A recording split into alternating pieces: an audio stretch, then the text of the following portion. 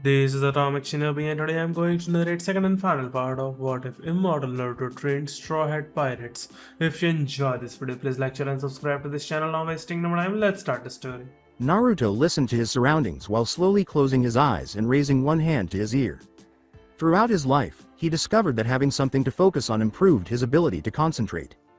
And the depth of eternal darkness was one of his favorite vistas. By closing his eyes, he was able to concentrate on how near everything was to him, almost like a silent melody. Even though other ninjas might make fun of him for letting his guard down during a fight, they had to realize that being composed was one of the most important qualities of a true shinobi. Now, he only had to move Kizaru for the blonde to know his precise location. Even if the admiral moved at the speed of light, everything would still make noise. As natural chakras swirled around him like a gentle breeze, attempting to placate him with their reassuring warmth and calming coolness, Naruto took deep breaths and activated his Sage mode. Kid. Focus. With his eyes still closed, Naruto leapt over a swipe at his feet after deftly dodging a swift swing over his head. Having them open would only serve to divert his attention from the unexpected brightness, as his eyes would be constantly looking for something so quickly that they would be unable to concentrate completely. In order to avoid more swipes, the blonde performed a few back handsprings before flipping over, surprising Kizaru in the air, and kicking him in the back. The admiral regained his footing quickly and lunged at him. In order to avoid Kizaru's lightened hand slamming into him, the blonde quickly turned his head to the side. The wind brushed past his cheek because he had been so close and had cut it slightly. Naruto felt tiny streams of blood trickle down from his wounded cheek and thought, that was close, too close. Naruto swiftly opened his blue eyes, deactivated his Sage mode, and gave Kizaru a hard slap before moving as close to him as he could. He grabbed Kizaru's slapped arm as soon as he entered and hurled the bigger man against the ground, leaving huge craters in his wake. Kizaru grunted in agony as he abruptly disappeared from the crater and dispersed light particles. Then, he materialized behind Naruto and swung his light blade vertically. Shit. Naruto threw himself off the ground to avoid it as his eyes grew wide. When Kizaru's deadly light weapon made contact with the blonde, smoke and dirt exploded, and the blonde quickly turned and stood up. Good thing you got those fast reflexes, kid, I'm impressed. Kizaru pretended to ignore the blonde's waning aura while grinning languidly and respectfully. Stupid asshole jerk, I'm way older than you, Naruto thought angrily, sticking out his tongue in a childlike manner that made the admiral laugh. Why does it feel like he's mocking me at the moment? Luffy is going to whine me to death if I don't hurry up and finish this fight. Whatever, I better hurry up and finish this fight or else Luffy is going to whine me to death, he said, lunging forward and emerging in front of the admiral with dark, bloodthirsty grin and glowing red eyes. The admiral's eyes widened a little at the abrupt shift in attitude. Kizaru quickly used his own sword to barely block the crimson blade, both blades trembling slightly from the raw power between them. Swish, crash, clash. Sparks ignited and flew across the field, creating deafening sounds of metal clashing against one another like a violent lightning storm. Taking hold of Akai Shizuku's handle, Naruto sailed toward Kizaru at superhuman speed, slamming his crimson blade against the admiral's lightning, fast light blade. However, Kizaru quickly shifted his sword upwards as the blonde swung down, and the tip of the light blade collided with the gleaming red steel, easily blocking it. Kizaru followed Naruto with his devil fruit power as he quickly pushed back, steadied himself, and launched himself into the air. The clash of blades erupted into the air as the sound rustled through and reverberated loudly in the sky, causing the blue sky to slightly change into vivid shades of red and yellow. Two figures exuded a powerful force that caused the trees to sway violently and many bubbles to burst into nothing. Two fighters battled for supremacy in the sky as Kizaru gently pressed his blade into Naruto's grasp. When the admiral learned that this odd but strong blonde was also the master of swordsmanship, he was blown away. Kizaru briefly pondered whether Hawk.I Mihawk, the greatest swordsman, would find it difficult to defeat this young man based on his skills and confidence, saying, I'm really impressed, not only you can use weird powers but I can clearly tell that you're a dangerous sword user too. Same goes for you, Mr. Admiral. Naruto smiled shyly in response. He knew he would have to take this battle lightly, even though the blonde had hardly used any chakra yet. Naruto was aware of the perilous and potentially fatal nature of admirals based on his knowledge and observations. It wasn't for nothing that they held the second highest rank in the Marine Corps. In addition, all admirals were Logia, the most problematic varieties of devil fruit due to their capacity to transform into natural forces and elements. However, because of their short lifespans, Logia users still had an inevitable weakness and were far from completely invincible: sneak attacks and Stones could be helpful against them. They shouldn't undervalue a ninja who was once a well-known practical joker in his village, Naruto thought with a mental smile. In addition, the blonde's best friend and alleged partner was a nine-tailed fox demon. However, Naruto snorted. After you've known the fox for more than 2,000 years in your entire life, he's just a grumpy, irritable, deranged man who lacks a sense of humor. In addition, he has no compassion for food. Kurama growled in his head, "Go die, Kit." Naruto gave Kurama, who was soundly dozing on his shoulders, a playful and sarcastic pat on the back. "Nah, I'd rather live this wonderful life." With one hand gripping the handle of his sword, Kizaru pointed at the red-orange furred fox and asked inquisitively, "I've been wondering, is that the weird canine fox who also caused major difficulties against the Marine Elite Army and my subordinates?" Kizaru felt uneasy about the strange fox for some reason, and the admirals were undoubtedly not the kind of people who are easily alarmed by a simple animal. Before returning to his slumber, the fox snarled and opened his scarlet eyes. "Trust me, don't point fingers at him unless you want to lose them," Naruto said with a mocking, sincere laugh on his tanned face. Clearly demonstrating his amusement, Kurama opened his jaw to show his sharp fangs and then snapped them close. Borsellino remarked idly, "Oh, that's scary," before lifting his other hand to create a sphere of glowing light. Yada no Kagami. The light sphere abruptly began to glow bright yellow, then transformed into a thin laser beam that raced past Naruto and kept speeding in the direction of nothingness. The blonde was taken aback by the poor aim and Kurama's abrupt growl of warning. His eyes widened as the light beam bounced off the surface of the tree bark behind him and struck his back quickly. As sharp burning pain rushed through his injured back, Naruto realized that the admiral had deliberately missed the first aim to surprise him. He quickly stepped aside to avoid the incoming fist, biting his lip to keep from screaming in pain. Naruto, barely conscious from the unexpected, cunning attack, saw that his Anbu armor appeared weakened from the many lethal blows and cuts, and his sage cloak was partially burned off. The back of his orange shirt was completely burned off, and there was a smudge of blood on the front. "Fuck, that jerk will pay for ruining my shirt. My orange shirt," Naruto swore, deliberately ignoring Kurama's amused snort. The blonde's cuts and bruises were fully healed in a matter of seconds as the familiar feeling of Kyuubi's red chakra surged through them. When the blonde's wounds miraculously vanished, Kizaru appeared intrigued and shocked. The aura around the blonde man suddenly darkened, and he narrowed his eyes cautiously. Naruto's surroundings heated up a few degrees as he unconsciously increased his intent to kill by forming hand seals with his blurred hands. Scarlet flames appeared instantly and danced wildly and passionately around the blonde. "Kaden. Hoko no Tenkai Mai."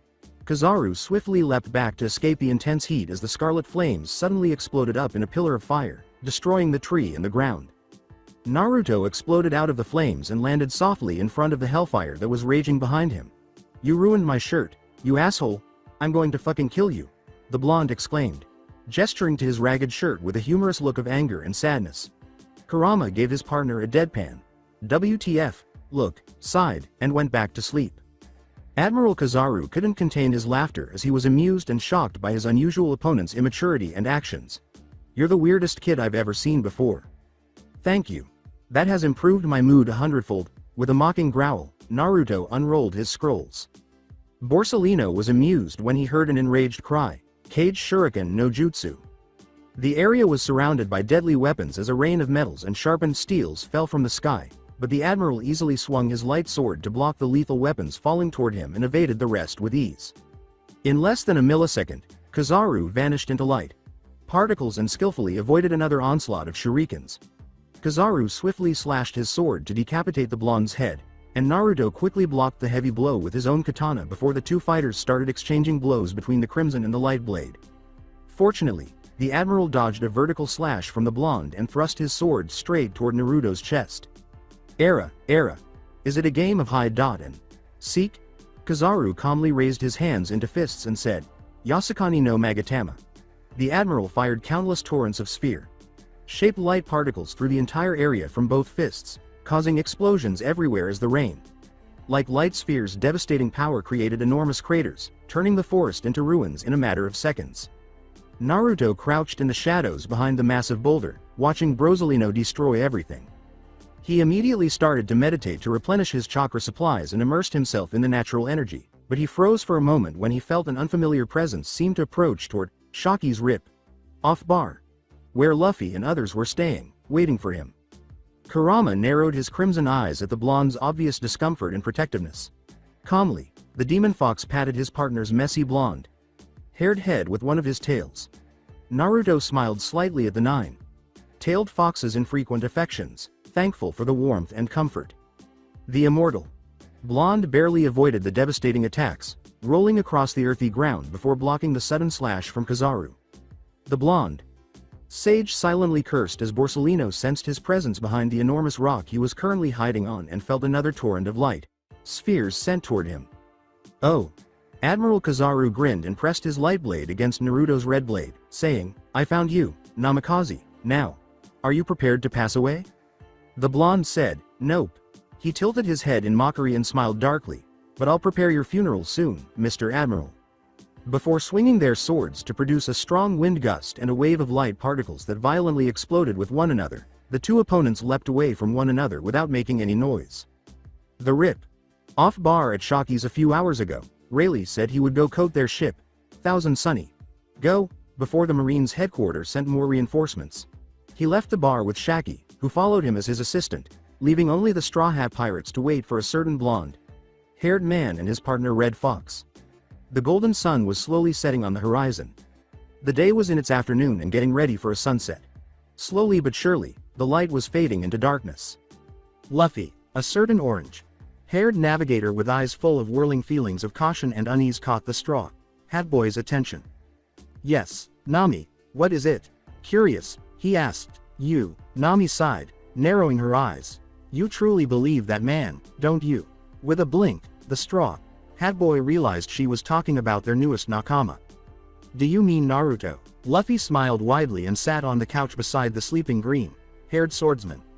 "What about him?" "Oh, have I ever expressed to you how fantastic he is? He has amazing abilities, including the ability to control wind." The Straw Hat Boy started talking non-stop about the blonde man who used incredible powers to defeat the Marines by himself. Nami watched silently as her captain's expression brightened significantly and he spoke with deep admiration and excitement. His pair of coal eyes seemed to glow in happiness. Luffy was always happy whenever he got a new nakama.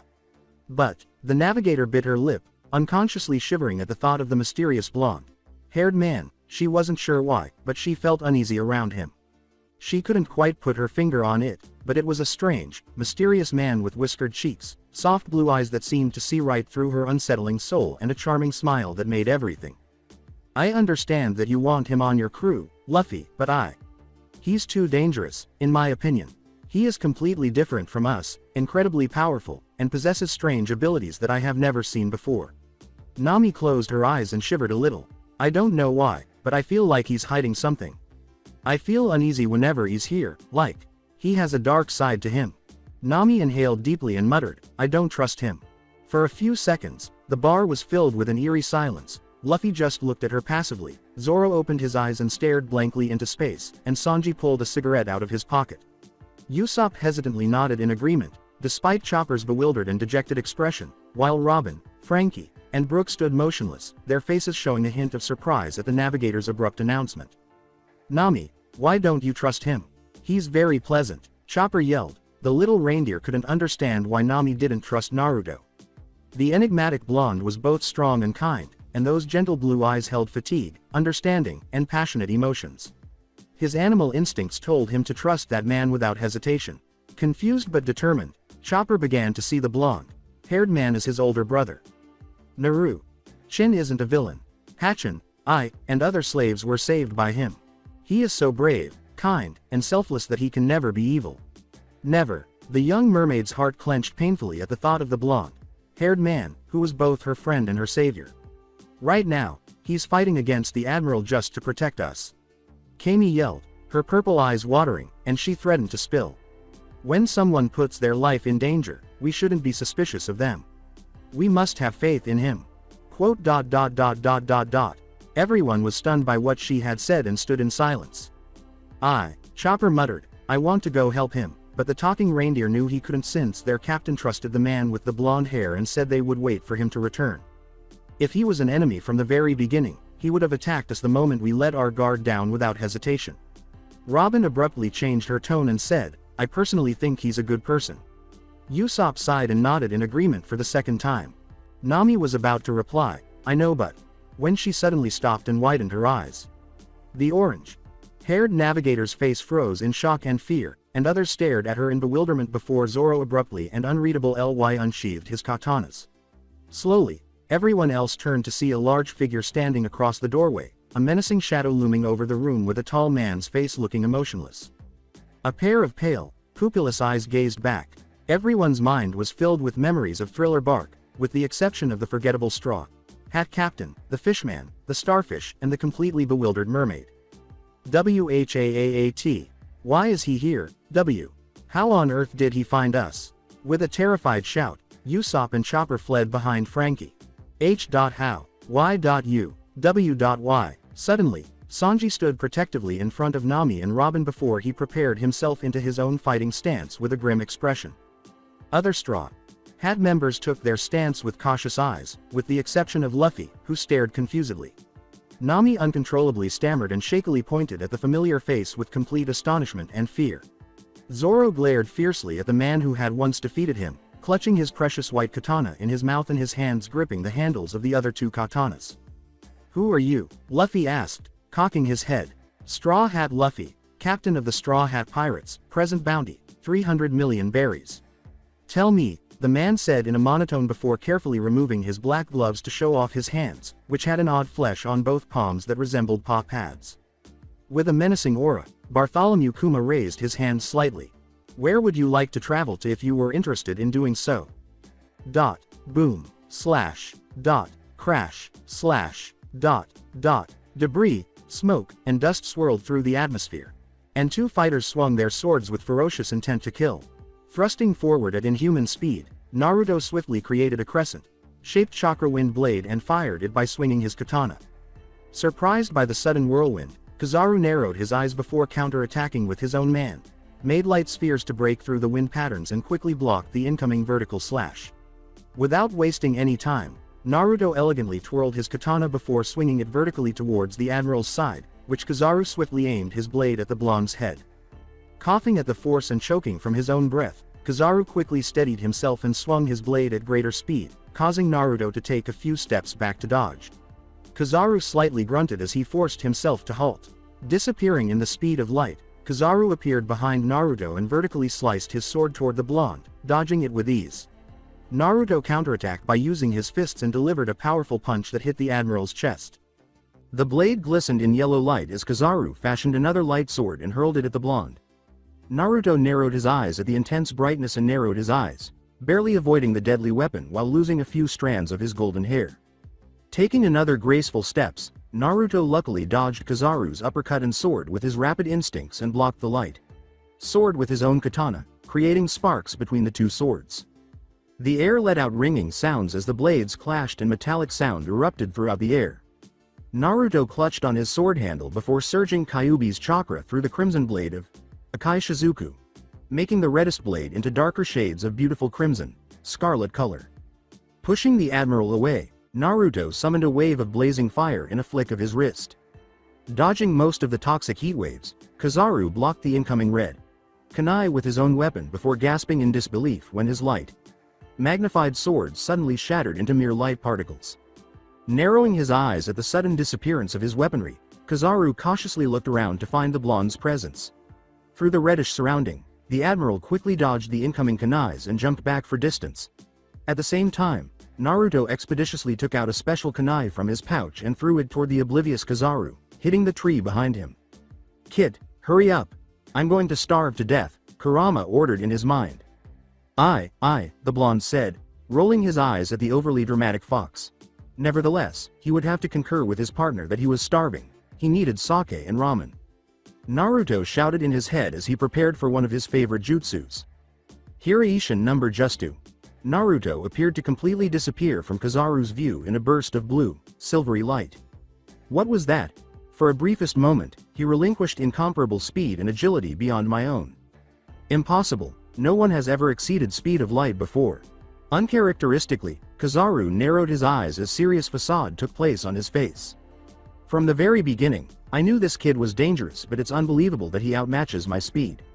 Exactly who is he? He's too young to be this powerful.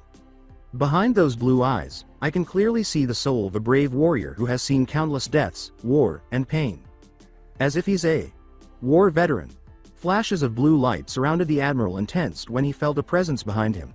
Kizaru quickly turned, but he wasn't fast enough and felt a heavy impact hit him from the side, sending him toward the hard surfaced earth. Coughing up dust and blood, Kizaru barely looked up to see Naruto above the sky.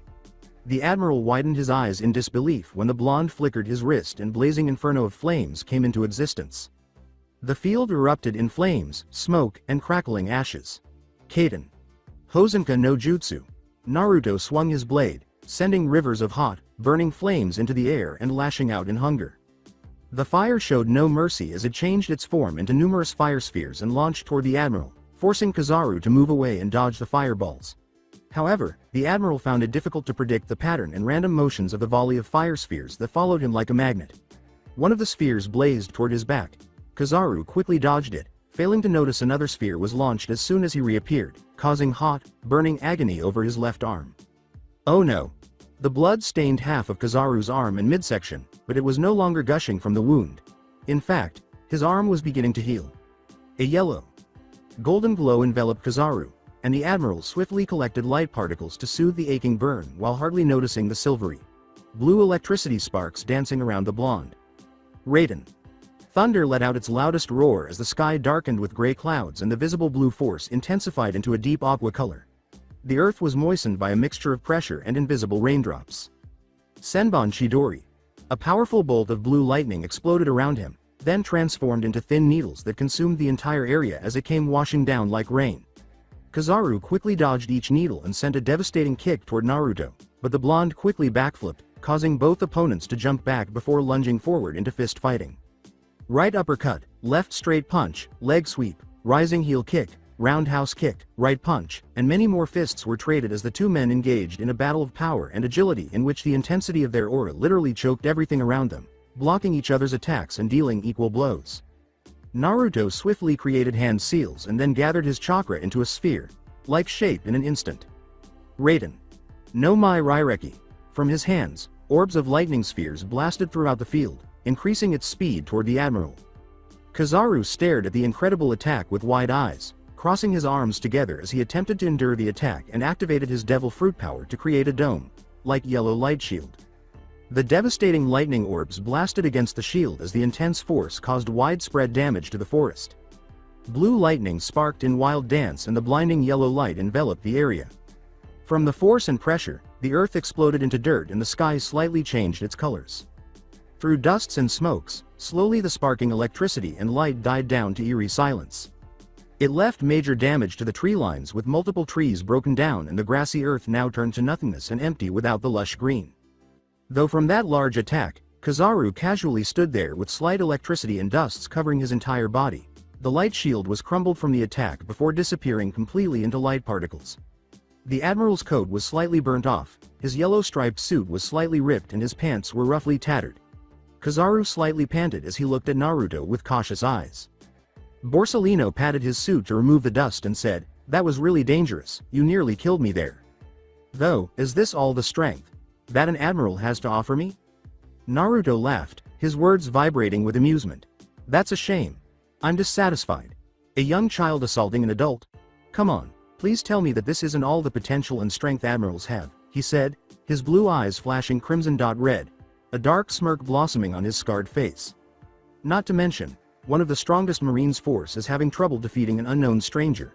Otherwise, I will be genuinely let down." Kizaru remained silent and maintained his cheerful demeanor.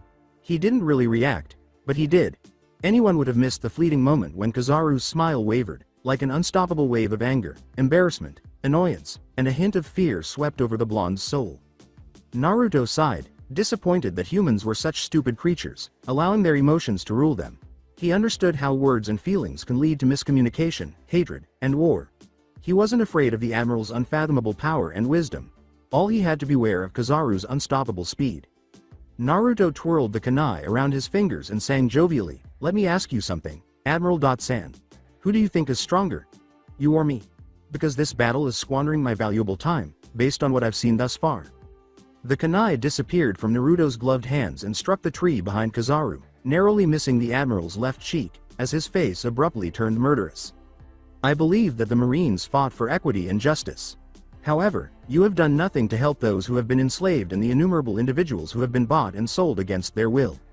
You guys disregarded the cries for assistance and freely allowed the world noble to kill many innocent people, Naruto growled, shivering a little from rage and hatred.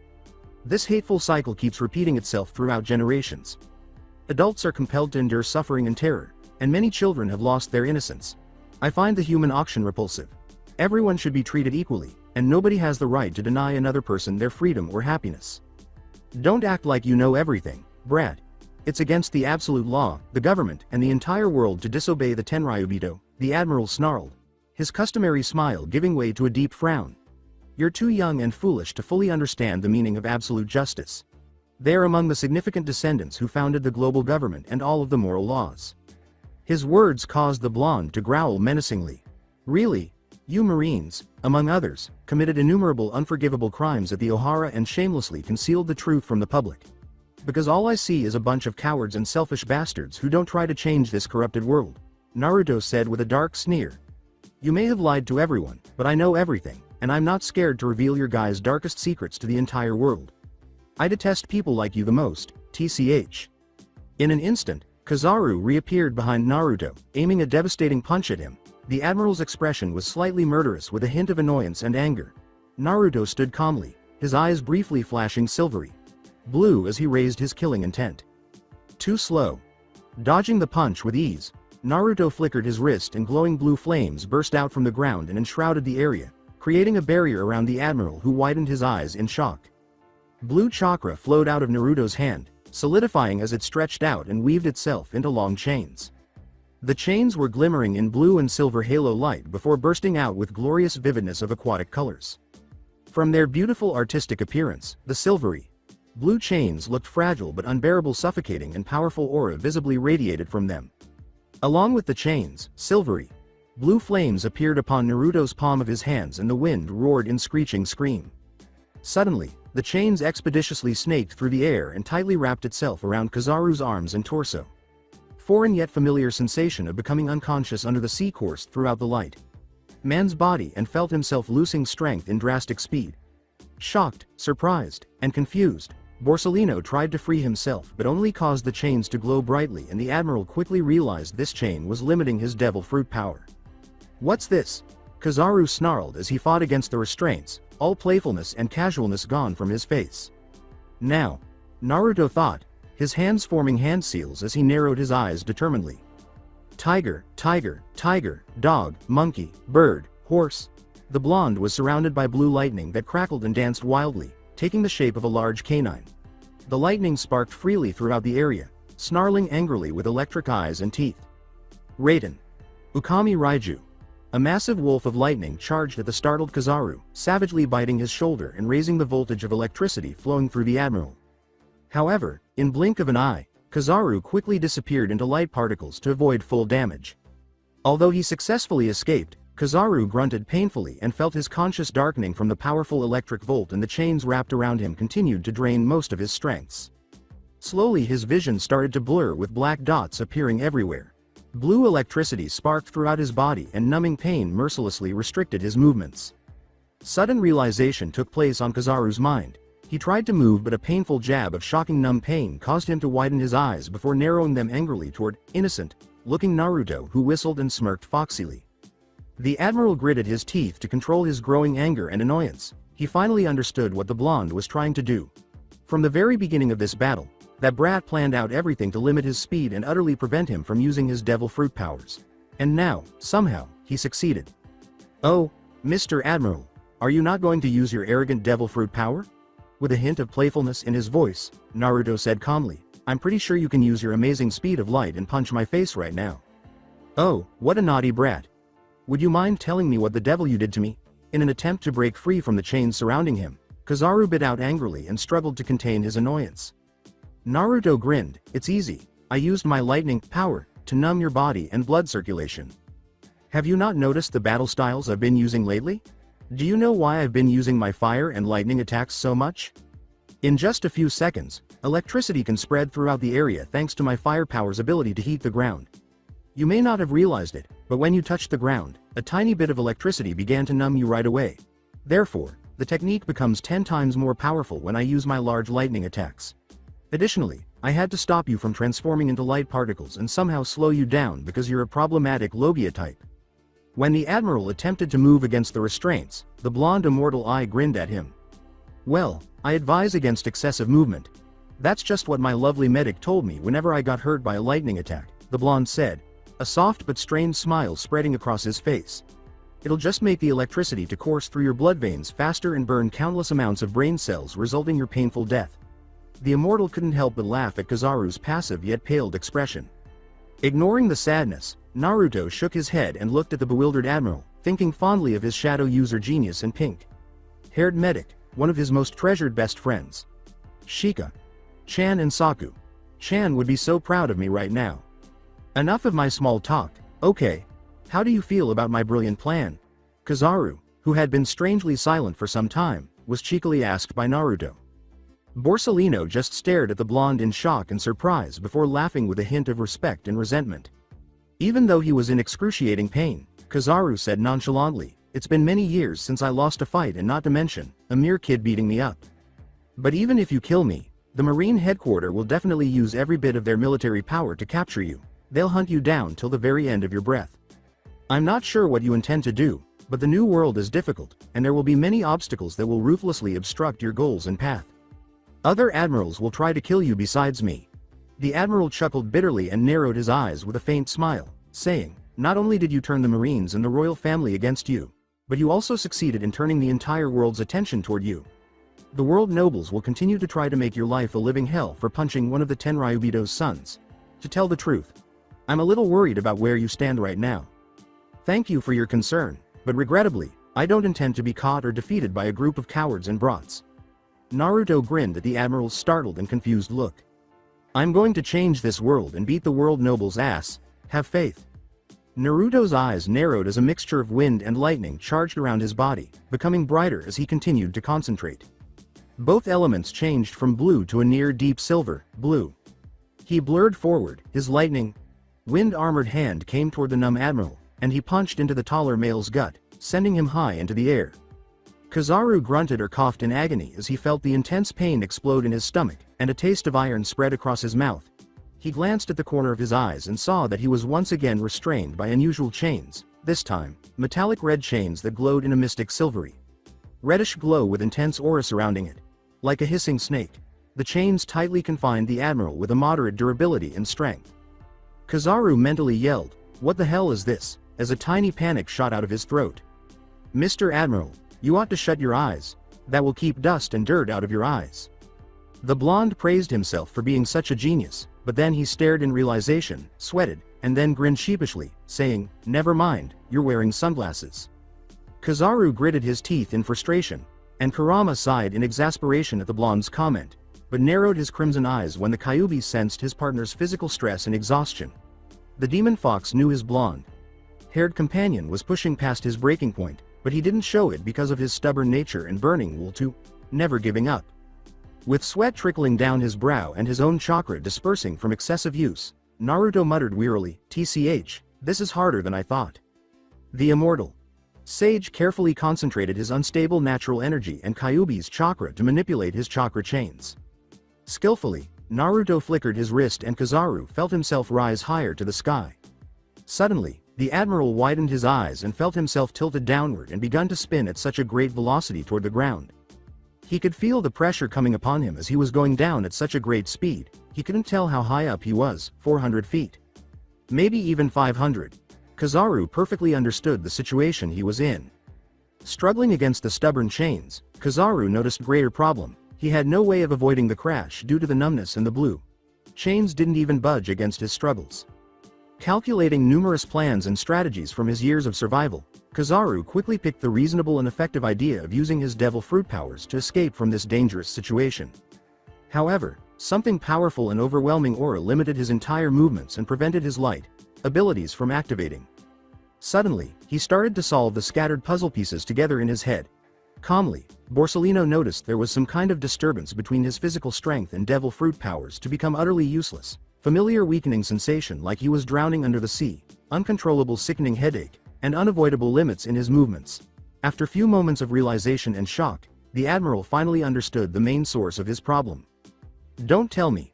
This familiar weakening sensation is. Kizaru gritted his teeth and went slightly pale for the umpteenth time today in uncontrollable anger mixed with annoyance and realization. The Admiral could barely make out a fox-like grin on the blonde's face and a peace sign sent toward him through the blurry scenery. Aside from Naruto's feet, there were crumbles of familiar-looking green stones scattered across the ground, glowing an unsettling emerald, greenish hue, sea stones. The Admiral glanced at the silvery blue chains surrounding him and saw, out of the corner of his eye, the intricate features of glowing sea stones fused together. Crash. The impact caused the earth to rise from the ground and split, sending a great deal of debris into the air. After the smoke and dust had subsided, Kizaru coughed a little from the dirt's rubble and gravels. The Admiral opened his eyes slowly until he shivered at the sudden coldness and freezing presence that surrounded the area. Borsalino was cautiously looking around for the blonde, feeling dizzy from the crumbled sea stones around him, and taking deep breaths to relieve his throbbing headache. Suddenly, misty fogs appeared, and crusts of ice spread throughout the ground, with no warmth or heat to counteract the air's atmosphere. Howling and wailing across the wide earth, wind harshly blew out of nowhere, and a harmonic whistle soothed everything into deep slumber as the afternoon sky darkened in an unsettling dark blue color. "This is the end, Mr. Admiral." The proud Admiral froze and slowly looked up from the frozen ground, trembling slightly at the raw emotions echoing through a familiar voice. Kizaru's gut instincts screamed to flee from the terrifying yet astounding sight in front of him, and he felt a sudden wave of fear and amazement. Unable to speak. "I'm amazed." Fear. Unusually, Kizaru stopped talking, and strangely, he was about to ask, "Are you a god?" before he swallowed the ridiculous question. Beyond this world, logic and common sense were irrelevant to the stunning scenery. It just left him speechless. Illusionary moonfox. Shingetsukami, new moon god. Naruto held his gorgeous blue katana, Tsukiori's azure handle as a silvery cyan glow radiated from the symbol on the upper side of its midnight blue sheath, a stunning emblem of a silver fox with a crescent blue moon descending upon the artistic animal. Blue and silver aurora spread like curtains across the abruptly starlit sky. "Become my blade and shield, Shinsatsuki." At Naruto's gentle yet commanding voice, a lotus of blazing blue fire appeared, and the icy surroundings instantly disappeared, to be replaced by a blazing silver blue hellfire that ignited throughout the field with predatory hunger.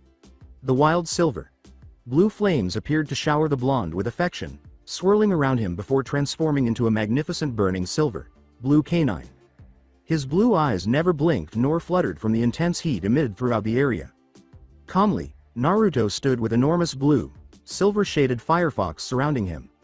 The celestial creature's features were ethereally beautiful, yet its terrifying aura shook everything into fear and demanded absolute respect. Pair of animalistic blue, silver eyes stared in great calmness and power. Instead of fur, this majestic beast possessed a beautiful burning flames around its figure. Silvery blue flames flickered and protectively surrounded their master, Naruto, and each of its exotic 9 tails swirled as if they were dancing. Sharp crystal fangs bared itself and shimmered threateningly from the sunset's brightening scarlet light. Deep silver blue markings around its eyes, lineament, and on the burning blue body was illustrated like a heavenly art. But the most shocking and unimaginable sight was the blonde's new appearance. Naruto stood in middle of the blazing blue inferno, his outfits now covered in blue. Silver flames and his eyes changed from their original blue to silvery, cerulean. His radiating aura was surprisingly cold and held suffocating power. But that wasn't all. Borsalino widened his eyes in amazement when he unsheathed a beautiful katana. It certainly wasn't the deadly crimson blade, but a completely different sword with serene aura around it. Exquisite yet deadly, the silver, bluish katana was overall beautiful and elegant. It had remarkable and flawless designs of silver, blue flames on the azure colored handle wrapping. The blade was curved, slender, and single, edged with deep, silver linings. It resembled a delicate ice crystal.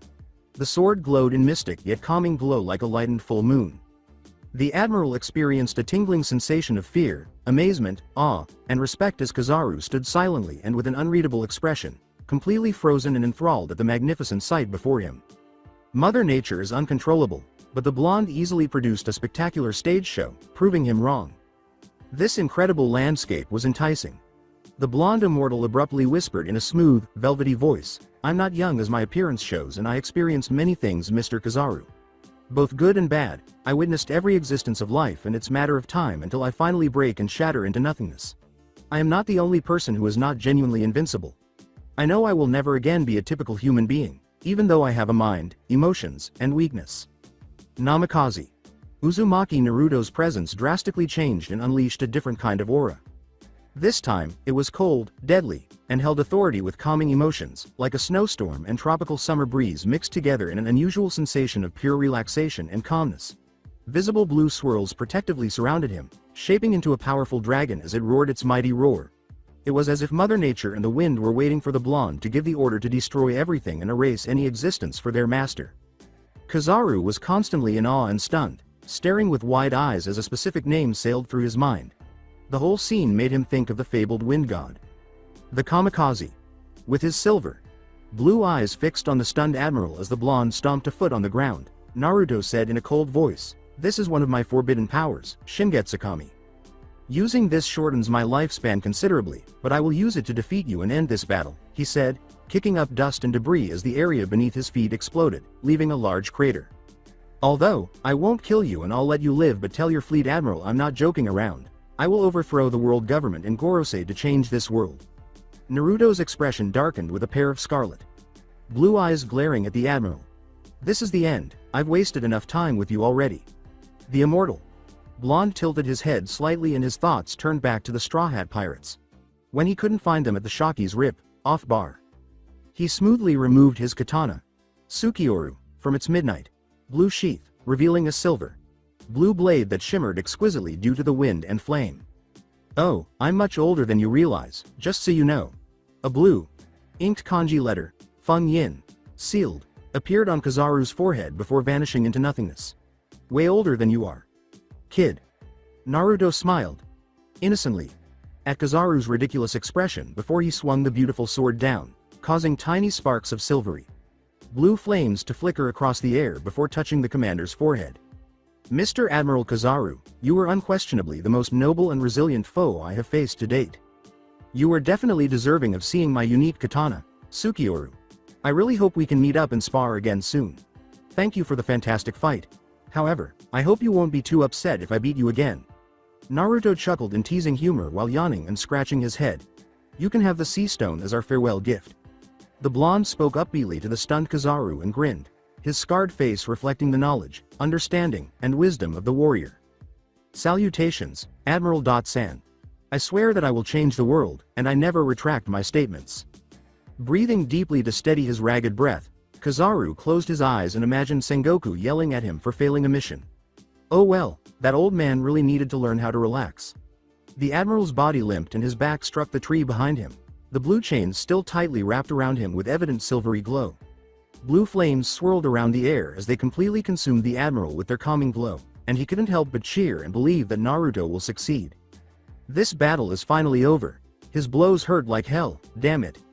With a childish whine, Naruto stretched his aching muscles. With a snap of his fingers, the blonde deactivated the illusionary fox mode, Shingetsu-kami, by dispersing the silvery, blue flames and wind.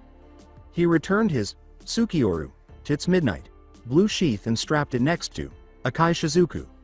A few moments later, his original appearance returned, his cloak and clothes slightly tattered, his tanned face covered in innumerable scratches, and blood seeping through his already ruined shirt. Naruto's face exhibited a comical look of anger, as he raised both hands in a dramatic gesture. Naruto turned to give the unconscious admiral a deadly glare, saying, "Shitty. Fuck, this orange shirt was my favorite. Now it's all bloody and ripped beyond repairing. I'm gonna kill him if I ever meet him again. That asshole is gonna pay for what he had done. Doesn't he understand how annoying it is to wash off blood from clothes?" "Kurama, can you heal me?" The blonde sighed, shaking his head in frustration. "I'm too lazy to use my medical jutsu right now, and I'm pretty low on chakra."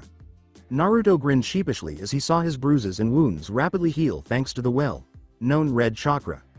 "How many motherfucking times must I tell you, brat? Avoid releasing your chakra limiter too often. Only on special occasions is this power utilized." After healing the innocent blonde who had given him a childish smile, Kurama snarled, "Do you recall our training with Bichi Megami? She specifically instructed you not to use your 3 demon fox forms, modes unless you're fighting some obnoxious fuckers or in a really bad situation. Language, Kurama. Naruto narrowed his intense blue eyes and snapped at the fox angrily, and the great old Kyuubi rolled his crimson eyes in response. During the 2,000 years of training with Megami and his parents, the goddess convened a meeting with other gods, goddesses and specifically ordered them to train him individually with different abilities. However, the most troublesome teacher was the god of death himself.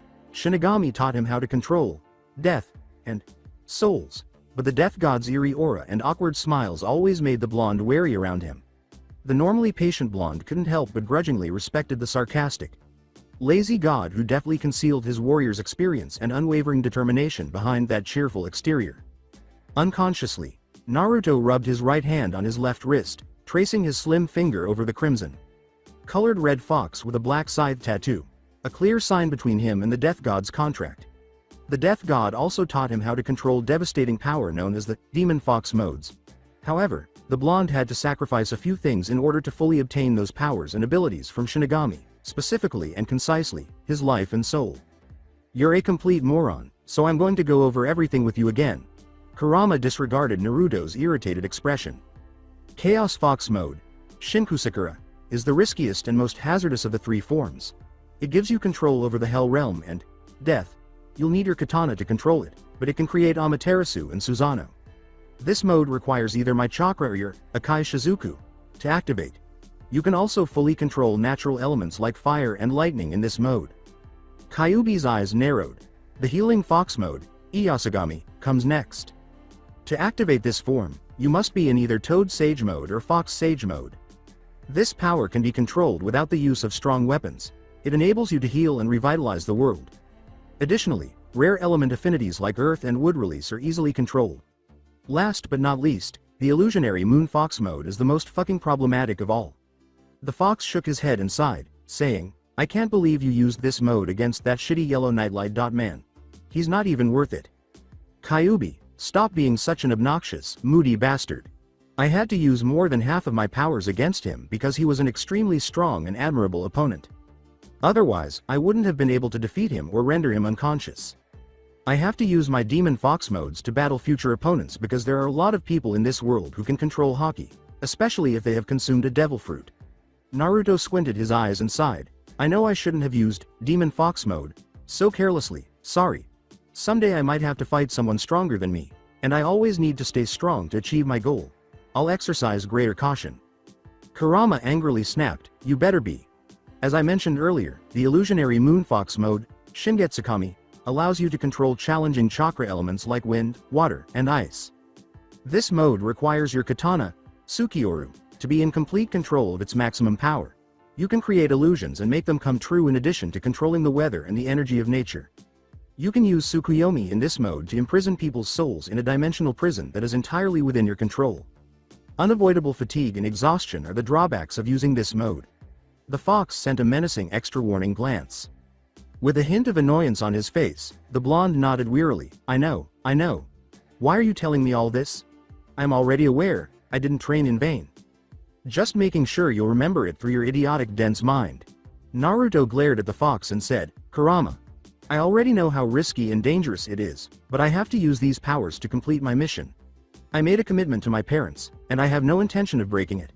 My Nindo way is to keep my word and see that it is fulfilled. I will do whatever it takes to change this corrupted world. I refuse to. I'm not going to fail again. The blonde completely ignored the tingling sensation of blood trickling down from his palms as he balled his hands into tight fists. Sighing, Naruto unintentionally had a distant look in his dull blue eyes, a look of someone lost in the past, a sad and nostalgic expression, mixed feelings of wistful regret, anger, hatred, and guilt barely etched on his face, a lingering look of someone who had lost something very dear, precious, and important to them. Never again. Images of Luffy and the Straw Hats emerged, his hands clenched into fists, his face darkening with resolve, and he vowed to protect his comrades at all costs, even if it meant giving up everything. He couldn't bear the idea of losing someone he cared about after his previous lifetime's failures and loss of everything. Once more, he needed to find the Child of Prophecy, quickly and guide the child to the glory of Pirate King. I can't let myself fail again. Naruto stared slowly at the endless blue sky and blinked for a moment at the sun's blazing brightness, which cast a hint of scarlet on the white clouds, turning the crystal blue sky into a crimson artwork. The sight of the sun briefly made him gasp.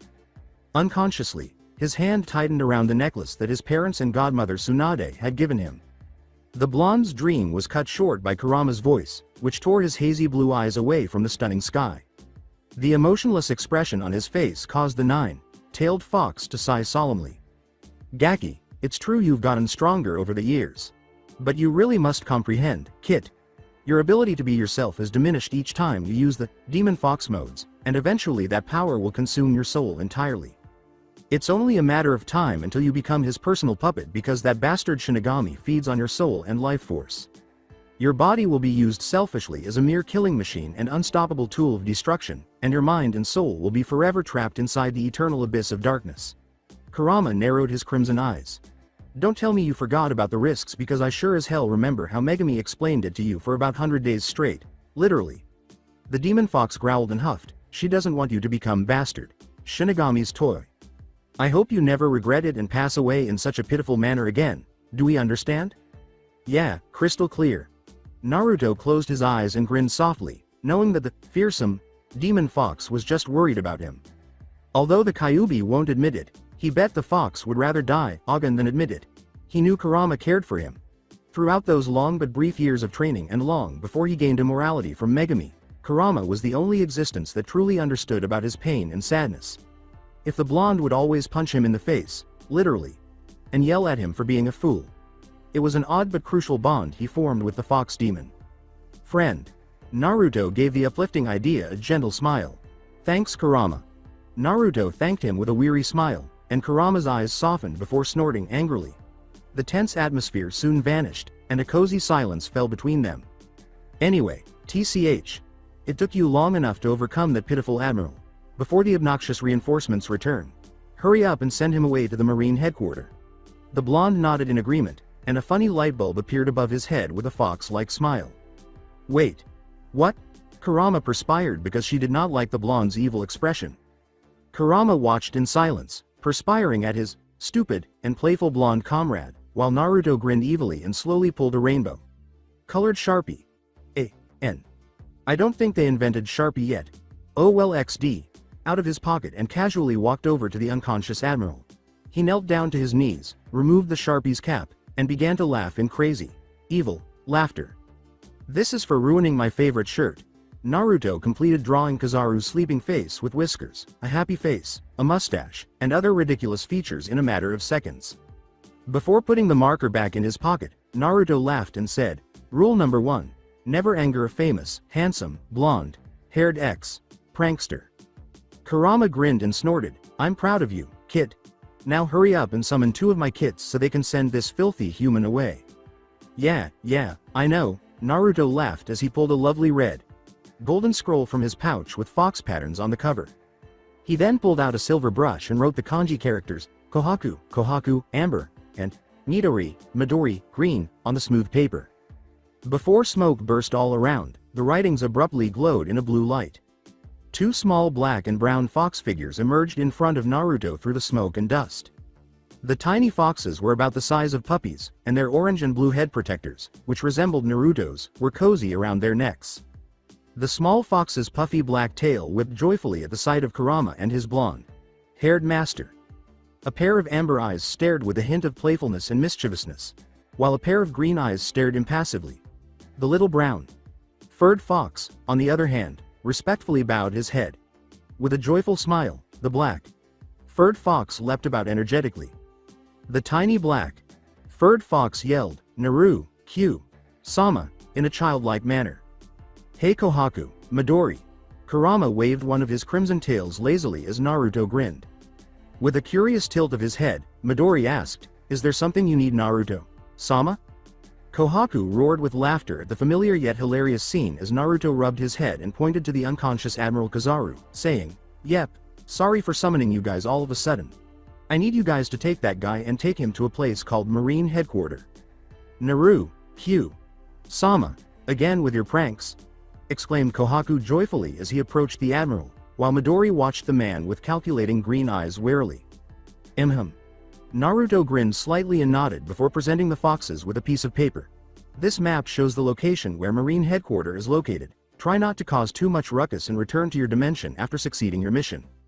The calm brown fox nodded courteously and the hopeful black fox saluted with his left paw, saying, "Aye, sir," before they vanished in a puff of smoke alongside the unconscious admiral.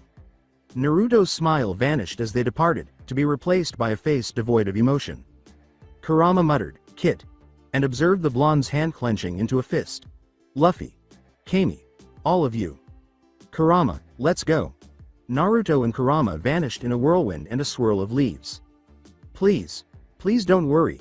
Pacifista anxiety, worry, fear, and hopelessness. Shaki's rip off bar caused Naruto to feel suffocating emotions as he moved gracefully through the trees, and he soon noticed that the feelings were getting stronger, deeper, and more intense. His nose tingled with the familiar scent of the exotic ocean and a faint hint of vanilla mixed with the air, and his chest briefly bloomed with hope before deflating when he also smelled blood and tears. Kami was the one. Feeling a little worn out from the earlier battle, the blonde finally stood in front of Shaki's rip-off bar, his eyes wide as his mind slowly took in the scene before him. The small, welcoming bar was now in ruins, with half of the roof's wood pieces scattered into the debris, and the doorway barely surviving with its walls and windows destroyed. Without hesitation, Naruto rushed in through the medium-sized gap between the cracked walls. "All of you, Luffy, Kami." The blonde saw that Luffy and the other Straw Hat Pirates were not inside the bar and yelled in a desperate manner. Naru. Shin." When Naruto discovered the shy mermaid hiding behind the overturned table with Hachi and Papug, his heart grew joyful and relieved. "Kami. Are you all right? Are you in any pain?" he asked anxiously, and when she shook her head, "No," he sighed with relief. "I'm all right, Naru. Shin. Luffy. Shin and others protected us and left the bar so they won't cause a major ruckus here," Kami whimpered, tears welling up in her purple eyes. "I was told to stay here with Hachi and Papug by Nami. Shin, who assured me that they would return as soon as Luffy. Shin vanquished the intimidating-looking man. However, they haven't returned yet, and I'm concerned." At last, the mermaid shed her tears and sobbed helplessly. "Kami." Papug sniffed, tears welling up in his own eyes as he frantically attempted to console his best friend, while Hachi comfortingly patted her disheveled green hair in silence. "Everyone. No, I can't afford to lose another comrade. I gotta go. I need to save them," Kami said, causing Naruto's face to appear slightly pale and his blood to run cold. Naruto said resolutely and without hesitation, "I have to go after them. You guys stay here. I'm sure Rayleigh.san and Shaki.san will return soon. I'll say it again. Don't leave this place at all." His blue eyes softened in concern and protectiveness, causing the mermaid to blush slightly at the affectionate, brotherly expression before widening in fear. "I don't want you all getting captured by slaveholders again." "No." Kami tightly gripped onto Naruto's wrist, making the blonde-haired man to stare at her with shocked facade. "Why, you'll be killed." He was a powerful man. Even Luffy. Shin found it difficult to oppose him. Naruto silently observed her teary and panicked eyes while maintaining a neutral expression, then grinned slightly and tousled her hair. "Kami. Chan, don't worry about me. I'll be all right. Since I beat the Admiral, I feel fairly confident in my abilities." The young mermaid initially appeared shocked by his statement but obstinately shook her head. "Not to mention, even if I die, I'll definitely put up a good fight." But. Kami. His harsh words caused her to freeze, and when she slowly raised her head, she saw a pair of stunning blue eyes that were full of compassion, understanding, and most importantly, fierce, passionate determination. The naive mermaid turned a bright beet red as the blonde slowly bent down and gave her a tender peck on the forehead, saying, "Even for the briefest and shortest time, you're like my precious sister to me and I don't want you to get hurt, please understand." Neither said anything for a few seconds before the mermaid gradually let go of the blonde's wrist, and the young maiden stood in silence for a moment before wiping her eyes to keep from crying. "Make a commitment." When Kami looked directly into Naruto's eyes, the blonde understood exactly what she meant and grinned. "Yes, I swear to be by your side when I return, my impression." Naruto disappeared with a flicker of leaves and wind. XXXXXXXXXXX. Damn it, where are they? Naruto cursed as he searched frantically for the Straw Hat Pirate. Kurama growled and mentally warned, "Kid, something's coming." Unexpectedly, Naruto saw colossal figures emerge from the shadows with expressions of indifference. The blonde immortal sensed something was strange about them right away and cautiously examined the strange group of identical figures, trying to read their emotions but getting none, which caused the sage to narrow his eyes. All of the figures had the same attire, face, aura of nothingness, and puppet-like exterior. Naruto wondered, what are they? This is not the human feeling I'm getting. It's almost like they're puppets or something. In Shinobi world, they will be primarily known as human puppets. Brat, this is the presence I told you about earlier. They're not human, that's for sure. They're somewhat close to mechanics, which means every single one of them is a unique species called cyborg. To put it succinctly, they have no soul or heart whatsoever. They're just programmed to complete their mission with perfect rating of completion. Kurama clarified, a human turned into a machine with metal mechanical parts to maximize their abilities. Cyborg? You mean the pacifista? The blonde's eyes widened in realization as he momentarily recalled the stack of books he had read while training with Megami. It turns out that Dr. Vegapunk created the pacifista, a type of cyborg that is primarily used to apprehend highly sought after pirates and villains. Namikaze. Uzumaki Naruto. Bounty as of right now, unknown. Present situation, unknown. It has to be caught. Must be captured, a mechanical robot. Like voice said abruptly, reverberating loudly throughout the forest, and Naruto tensed in surprise as one of the pacifista ran toward the blonde with a speed that belied its enormous size, attempting to punch him into the ground, but the blonde-haired ninja quickly dodged and ended up smashing the ground with its fist. Naruto quickly delivered a round-house kick to the side of his face, causing the robot's head to twist uncomfortably before exploding into debris as smoke rose up. Another, Kuma, suddenly appeared out of nowhere, turned its head toward the blonde, and fired a devastating laser attack from its mouth, forcing Naruto to jump out of the way to avoid it. The blonde squinted his blue eyes at the cyborgs with a disapproving expression, saying, and they seem to be programmed about me too. TCH, the Marine sure does act fast. Alright, so they can shoot laser beams. That's fun. And they don't really care about causing property damage either. That's very rude. Don't they realize how long it took the hard-working people to build that building and houses? Stop complaining and focus. The Kuma turned its head back towards him and launched another laser attack, forcing Naruto to dodge with a few back flips. Unfortunately, he ended up jumping straight into another Kuma, with his hands outstretched and a light shining from its palms. Oops. Naruto said, making a series of hand seals as the second Kuma fired. No Justu, Kage Bunshin. A group of at least 20 Naruto's Kage Bunshin leapt away from the beam and quickly produced a series of Rasengan within a puff of thick smoke. Then, they all drilled it into Kuma's enormous torso, causing it to explode. You folks. Keep your guard up. Launch another Rasengan assault and target one of them. Naruto gave his clones orders. Yes, boss, sir. Panting slightly from his inevitable exhaustion, original Naruto felt the rest of his clones vanish and barely avoided the incoming laser beam from the side. Naruto's clones created another torrent of Rasengans and swiftly ran towards the other two enemies who immediately launched laser attacks. Half of Naruto's clones dispersed from the attack, but the other half of them instantly aimed their deadly attacks against one of the Kumas, and succeeded in defeating it. TCH, Demon Fox mode is acting up. You stupid moron, stop shooting at me. As he continued to dodge, lasers flew past him. Naruto sprang to his feet and saw his final adversary charging up another laser from its mouth. With a curse, Naruto leapt from the closest tree and executed a few black flips, landing a kick directly beneath the Kuma's chin. The blonde immediately narrowed his blue eyes when it stood back up with ease and a little electricity running through its mechanical head. It found Naruto and fired off another laser, and another, and another, and another, and endlessly fired toward the man with the blonde hair. Naruto snarled and ducked under another barrage of laser beams, saying, "This is taking forever."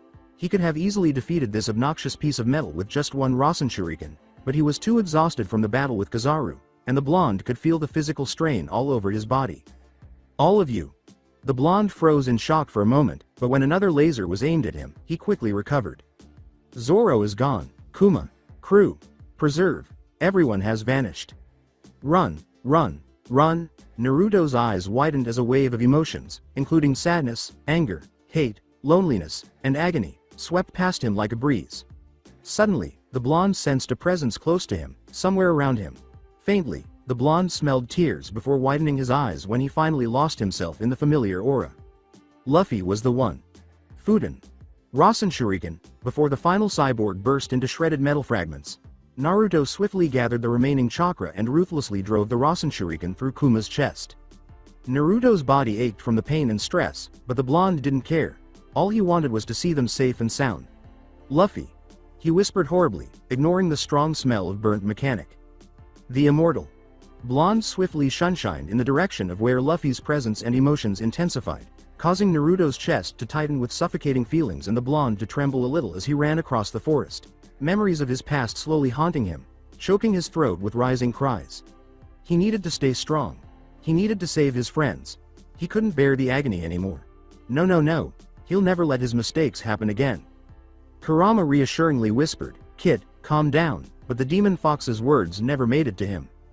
Kurama growled, hopping off Naruto's shaking shoulders and snarling menacingly with red chakra flickering around the fabled demon fox as the blonde eventually reached up to the forest clearing and widened his blue eyes at what he saw. Fearfully, Naruto muttered, "Luffy." When he saw Luffy with another man, Bartholomew Kuma, the Straw Hat Boy's face was struck with complete sadness and anger as a menacing shadow fell upon him. Kuma's hand was about to touch Luffy in slow motion. The blonde was overcome with fear and a surge of protectiveness. His eyes were only red, his mind went white, and he was unable to think. No, without hesitation or pause, Naruto instinctively threw himself between Luffy and the Shichibukai's hand, which swept down toward him. The paw, like palms gently pressed into his torso, and then there was nothingness before a deep, lingering, mind-numbing pain rippled through his body. While agonizing seconds passed, his blue eyes blurred, and he barely saw the shocked expression etched on the Straw Hat Captain's face. Darkness. Luffy's urgent voice faded away in the never-ending darkness, growing farther away. Naruto closed his eyes completely before being enveloped in the blissful blackness. Darkness. Emptiness. Hollowness. Shades of black, white, and gray colors enshrouded the entire colorless sky, and not a slightest trace of life existed throughout the beautiful yet empty landscape. Not even a speck of light could outshine such pitch-black dimension. The great castle beyond the cloudless sky brightened for a swift second when a crimson aura danced within the air. Incredible tension between the black and red spirits swirled into a large spiritual sphere of power and beastly bloodlust. Out of the shadows, a clawed hand slowly touched the surface of its rippling area, causing melodic yet rhythmless music to re-echo against the hollowness. The overwhelming sphere suddenly changed its form into a small stainless glass bottle filled with red and black colored fluid. As if being controlled, strings of blackish-red ink danced through the windless sky before it swirled around the arm of Namikaze. Uzumaki Naruto's left wrist, painting itself into a black chain. Like tattoo along with the deepest crimson colored string gracefully taking its shape into blazing scarlet fox with a black side. It was entrancing yet deadly piece of artwork. Naruto. You have to give me your soul in return for my strength and abilities. This tattoo on your wrist serves as both a power limiter and evidence that you agreed to my terms. A smooth, deep voice reverberated through the deserted castle. You will be set free and be able to use those powers without any limitations if you are able to break my curse and contract. However, you will become my puppet if you don't discover your inner strength and foolishly abuse my curse. My own means of murder. My dear, are we clear? A pair of lifeless blue eyes squinted. The beast in his soul let out its loudest cry, kill. The deep cerulean orbs were glistening with frustration, anger, and determination. Yeah. Blood trickled down the immaculate skin as hands clenched into a fist. I granted you a special gift. The Demon Fox modes is now yours and destiny is within your hand. The Death God grinned. You can use it however you like. Just remember that it's not entirely yours. Shinigami's eyes narrowed into cat-like slits as he grinned wildly and spoke in a tone that was slightly mocking. Keep in mind. Kill. The need for blood intensified and became intolerable. There's always a cost involved. Kill. His blue eyes glinted dangerously from the light of the chandelier, and Naruto sent him a crooked smile. The eerie silver blue aura swirled around the blonde, his bloodlust tainting his orbs into faint crimson highlights. His barely contained killing intent leaked throughout the empty room, almost destroying the marble floor with its beastly power and pressure. The grayish furniture was blown away from the invisible windstorm and crashed uncontrollably through the window, and the two simply stood in the center of the living room, with the Shinigami merely narrowing his eyes without moving or dodging as everything fell silent and the broken glasses magically settled down to the floor before they could pierce his pale skin. Naruto grinned and quickly surveyed the room, pretending to be sympathetic and courteous. How unfortunate, your beautiful room is messy now. The Death God's red eyes remained emotionless with a hint of anger shining upon them, while blue eyes pierced the tense silence. Laugh. His scarred face lit up with a smirk. Well, isn't it bad weather? A few seconds later, the room was filled with dark, shivering laughter. Yes. Very bad weather today, I agree, Shinigami said as he began to slowly fade away, surrounded by swirls of black mist. Until we meet again, my child. Kit, a pathetic excuse for an extra small size snack, get up. A pair of captivating blue eyes opened and adjusted to the sudden blindness. After blinking a few times to take in his new surroundings, he discovered that he was sitting in a sizable like crater that was encircled by miles of lush greenery, trees, and an endless jungle. Kurama, what the devil? Did you have to yell in my ear? Oh no, the memory of Shinigami. Bastard's repulsive face makes me want to throw up. To relieve the buzzing headache, Naruto shook his head and moaned, "Blech." You got that right, Kit. Kurama suddenly materialized next to him, munching on a mechanic's arm of some kind. Kurama, what on earth are you chewing? When his partner spit it out with a foxy smirk, Naruto started to perspire. Oh, do you mean this? Before he sent you, me, and Mugiwara to this random island, I took a bite out of that cyborg. Trash. God, if you hadn't been so foolish and careless, you could have destroyed that piece of trash. Oh no. That I was sent away by Kuma? God, Naruto snarled and then gaped, saying, wait a minute. I'm so stupid. What? Mugiwara? Luffy. Kurama yawned idly, his face displaying complete boredom and drowsiness. Shut the fuck up, Gaki. You're gonna wake him up with your obnoxious loud voice. Widening his eyes, Naruto finally realized they're not the only presences here and felt extra warmth against his side. The blonde turned his head to see familiar-looking Monkey Boy who was unconscious on the ground. The Straw Hat Captain's face was filled with desperateness, loneliness, and regret, causing Naruto to soften his eyes in concern. The Immortal also noticed his left wrist was tightly gripped by none other than Luffy's bloodied hand. After short moments of silence passed, he carefully healed his friend's critical wounds with a medical healing chakra and cleanly washed away the blood stains on his clothes by using a water jutsu. After he washed off the dirt and stains from Luffy's vest and pants, he activated a simple fire jutsu to instantly dry up the soaked clothes so he won't get sick.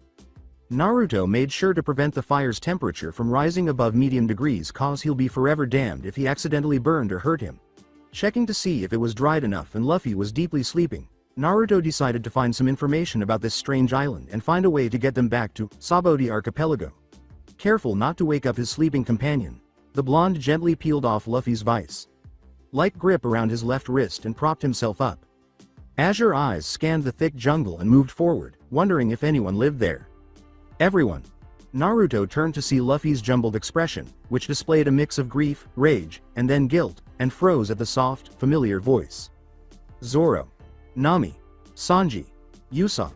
Helicopter. Hey Frankie. Robin. Brooke. I apologize. I apologize. As the Straw Hat Boy cried softly in his sleep, a single tear escaped from his closed eyes. Luffy's hands suddenly tightened around themselves, saying, not you too. Naruto. Don't leave. Luffy's heartbroken words and voice pierced his heart with guilt, shock, and sadness. The blonde narrowed his eyes and grinned pitifully, and Naruto sat quietly next to the trembling young boy, placing his left hand on top of Luffy's moistened eyelids while bluish silver light glowed from his palm. Illusionary Moon Fox. Shingetsukami, New Moon God. A silvery blue spark danced wildly above them, and a blazing blue fire spread throughout the air, but its passionate flames did not harm the grass or the jungles. A swirling blue silver wind whirled across the cloudless heaven and breathed out a small gust of air toward the blonde, as if it were trying to comfort his wounded heart. A gentle breeze brushed past his face, and Naruto smiled at its affectionate gesture, his heart beginning to heal itself as familiar warmth and graciousness embraced his soul. The blonde silently whispered, "Thank you," to his heavenly wind and flames before turning to face his Straw Hat friend impassively. Cleanse his mind and soul. Aoi Gecko, Blue Moon's light, Naruto muttered. Erase the darkness and depth of agony within his heart. The heavenly wind blew harder and more uncontrollably, but it didn't hurt Naruto or Luffy.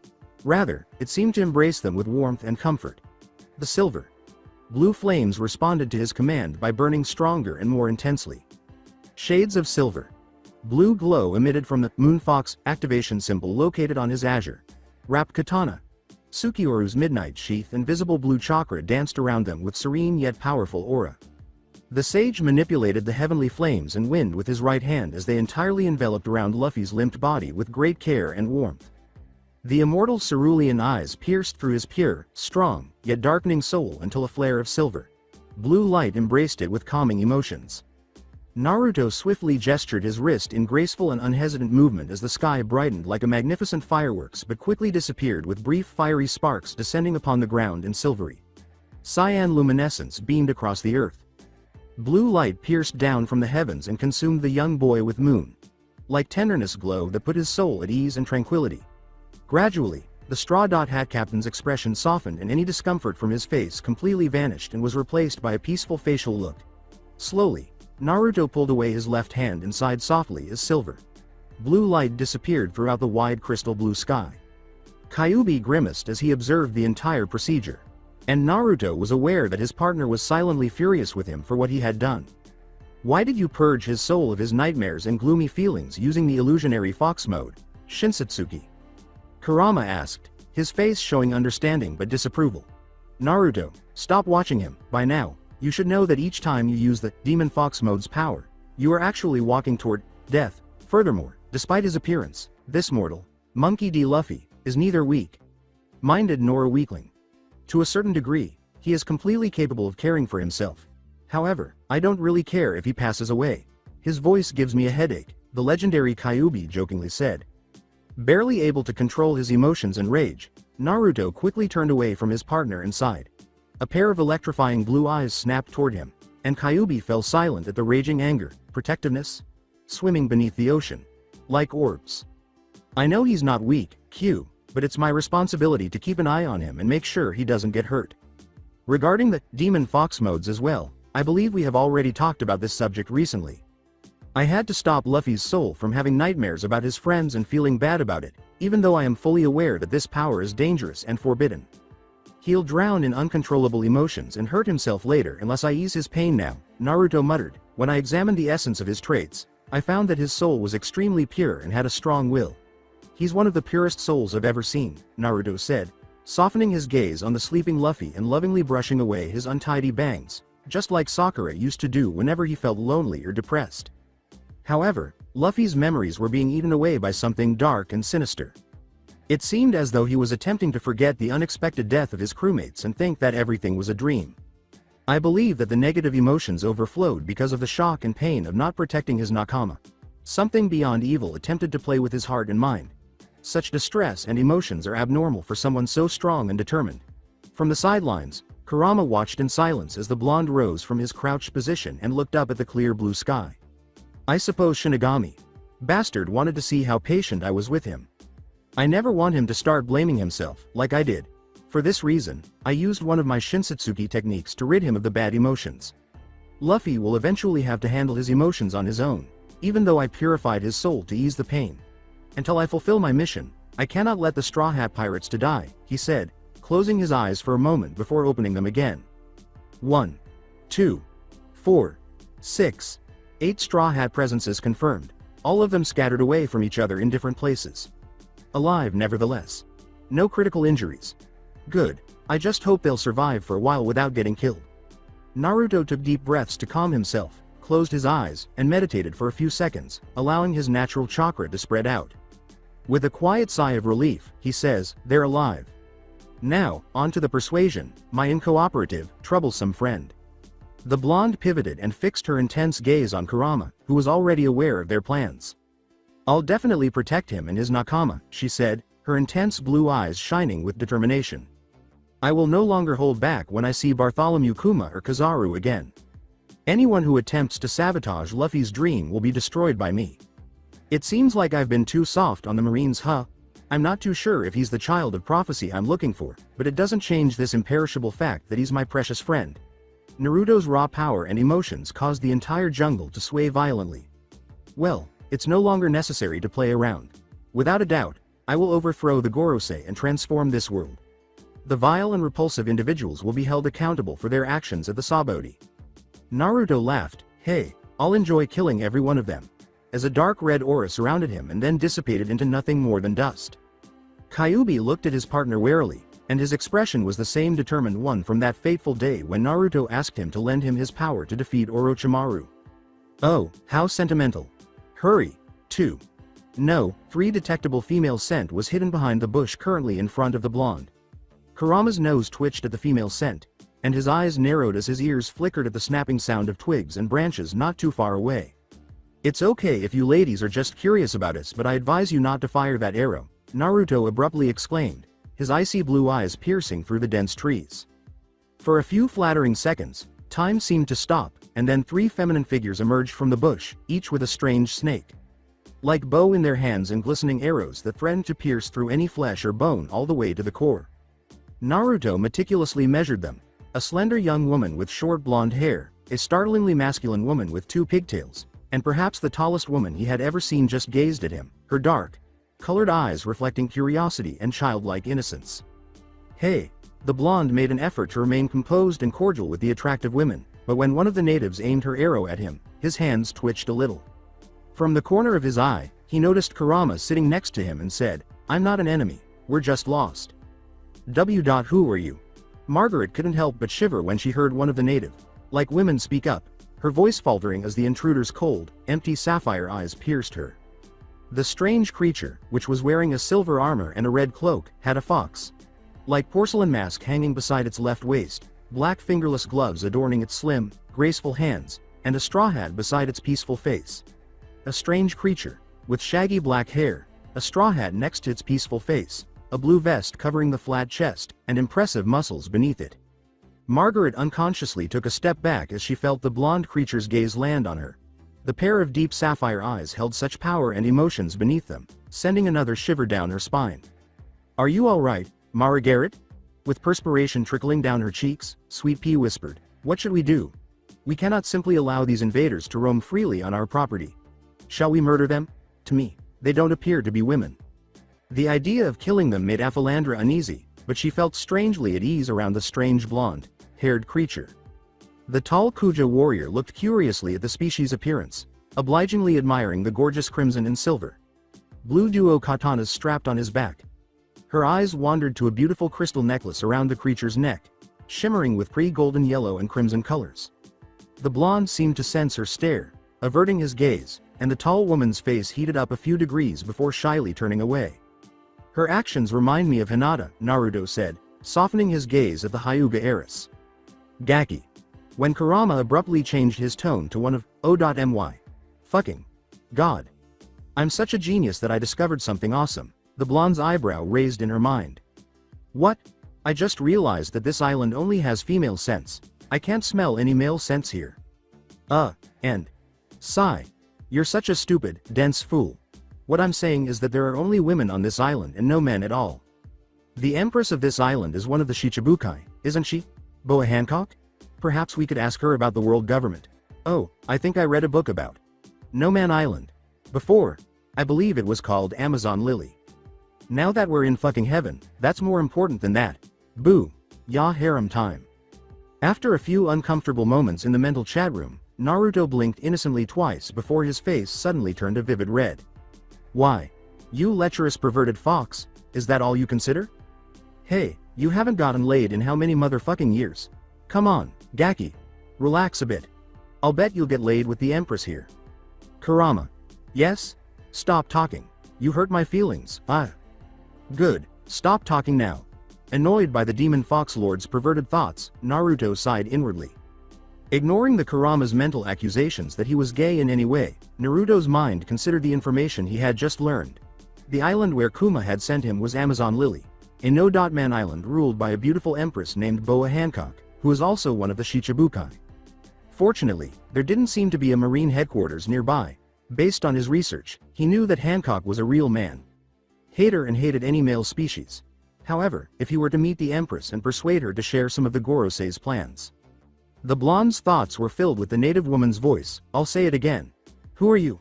You are violating the law by invading this island of Amazon lilies," Sweetheart P shouted. Clearly ignoring the Kuja's shocked expressions, Naruto said, "I know and I'm sorry. I'll get out soon as I meet the empress here. Oh, and just to let you know, I'm a guy," he added. "What?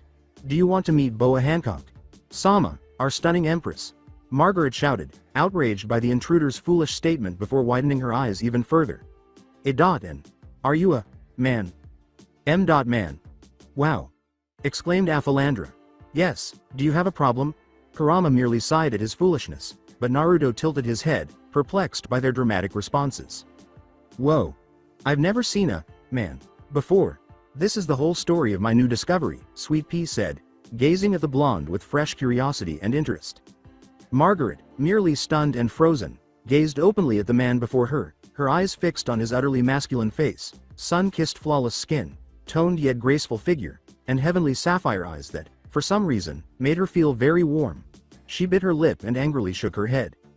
To the right, Sweet Pea, Margaret commanded, slowly regaining her composure and calmness, despite the visible blush still evident on her face. Aphalandra, to the left.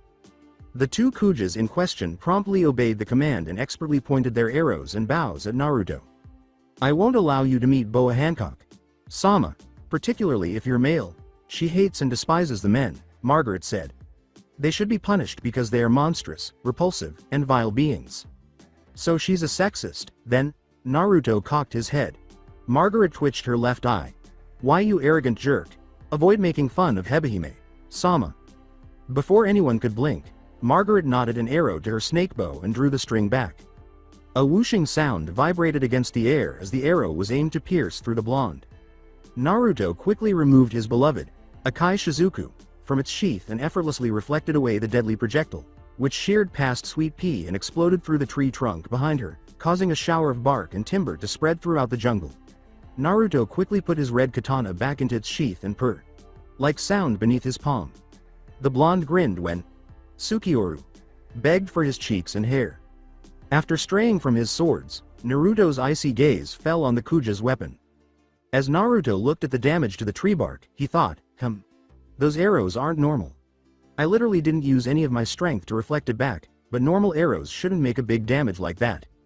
It appears that the majority of the female Kuja warriors are capable of using haki, Kurama remarked, and I sensed the human girl using haki to enforce the strength of her arrow.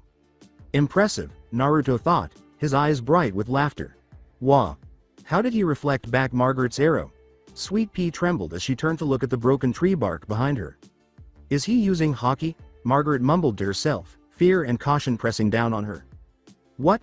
Oh no, I don't use haki. I believe I can use it, but I will never use it in combat. Naruto yawned and responded on behalf of the short, blonde Kuja warrior. The blonde's statement caused the Kujas to widen their eyes.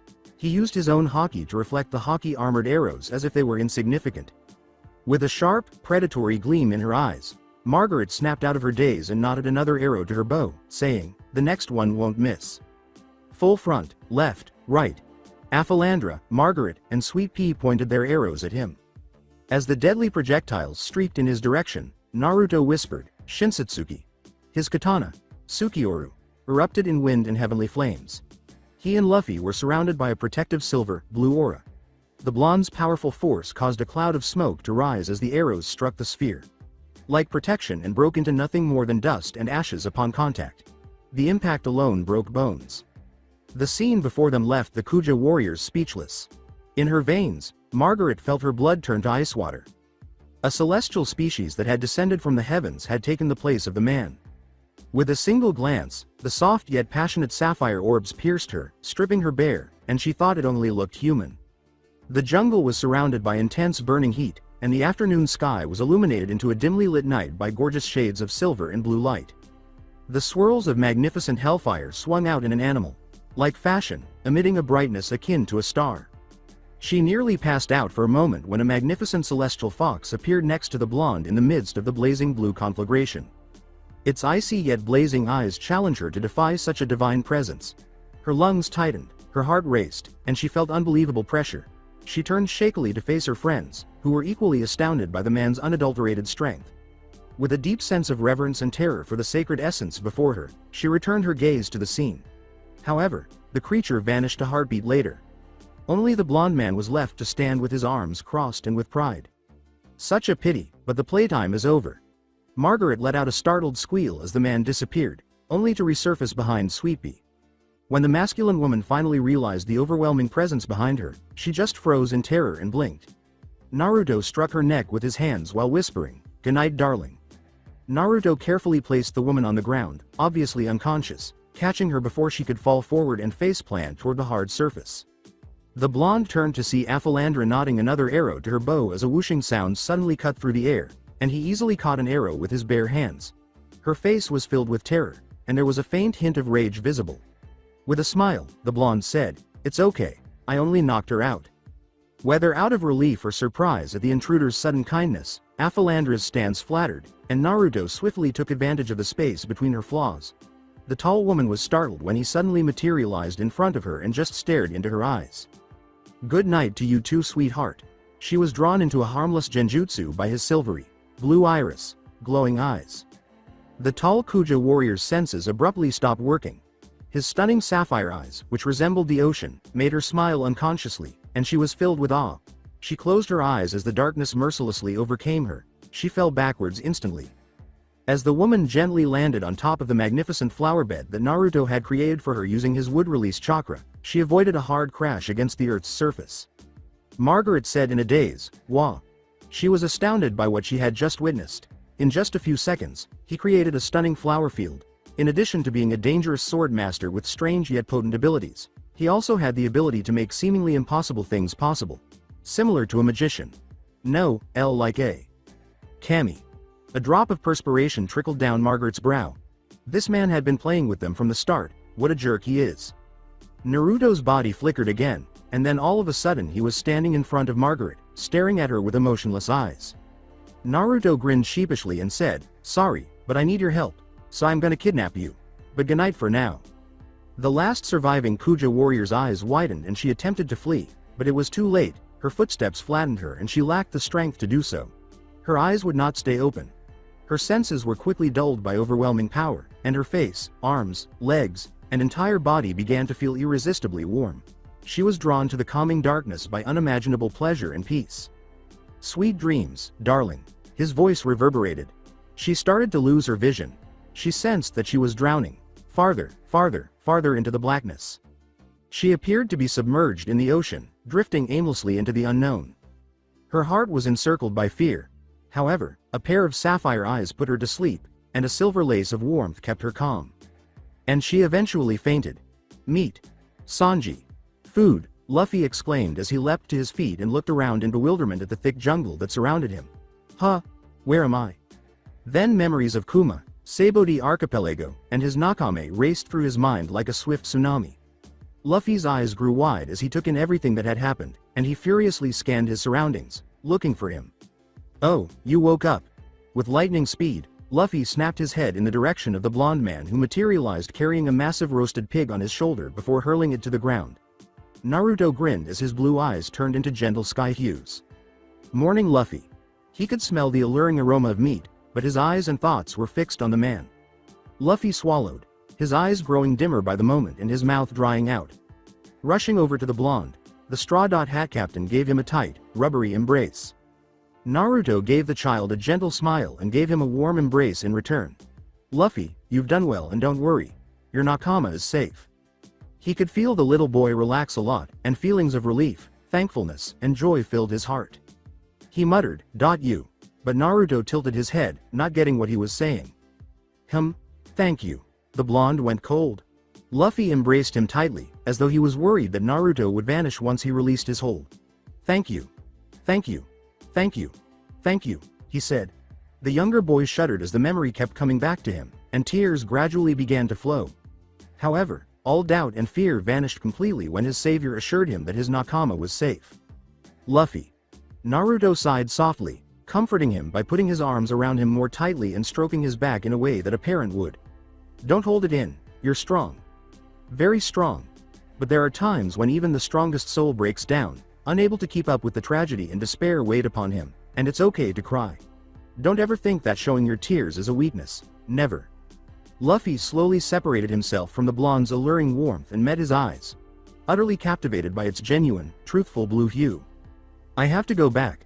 Luffy tilted his priceless straw hat on his head and gave Naruto his trademark smirk as determination burned around him. "I need to find my Nakama." Playfully ruffling his hair, Naruto grinned. "Of course, Luffy. But a man gotta eat first if he wants to achieve something." With his fist pumping, Luffy exclaimed, "Yosh, food," and began devouring the meat right next to Kurama, who was already chewing it languidly. With a smile on his face, Naruto shook his head and turned to face the unconscious Kuja warriors behind him. Naruto sat on the ground, stretched his arms, and said, "Well, they won't be waking up soon." Luffy exclaimed, "Hey, Naru.ni, you're not eating." At the moniker, Naruto blinked. Naru.ni. A twinge of sadness pricked his chest as his face burst into pretty shades of red and he laughed in embarrassment. "How long has it been since I was called that? I'm sure Konohamaru will be envious if he learns." "You beat Kizaru right, that is so awesome," exclaimed Luffy, utterly amazed. He stretched his rubber arm and shoved another enormous piece of meat into his mouth, giving him the appearance of a chipmunk with puffy cheeks.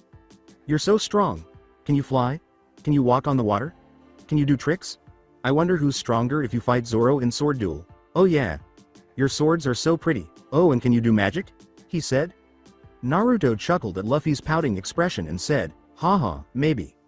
Luffy shoved meat into his mouth and gestured to the unconscious strangers, WHMHPAWRTH way.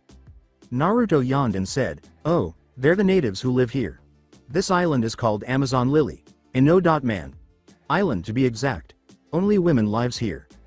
The captain in the straw hat chewed his meat and cocked his head. "Ah no mo IWLANDW? WTF. How can you understand what he's saying?"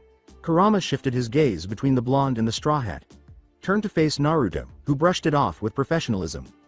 Naruto laughed and threw a piece of meat at Kyuubi, who easily caught it. "Yeah. Men are not supposed to be allowed to trespass unless they want to feel the queen's wrath here.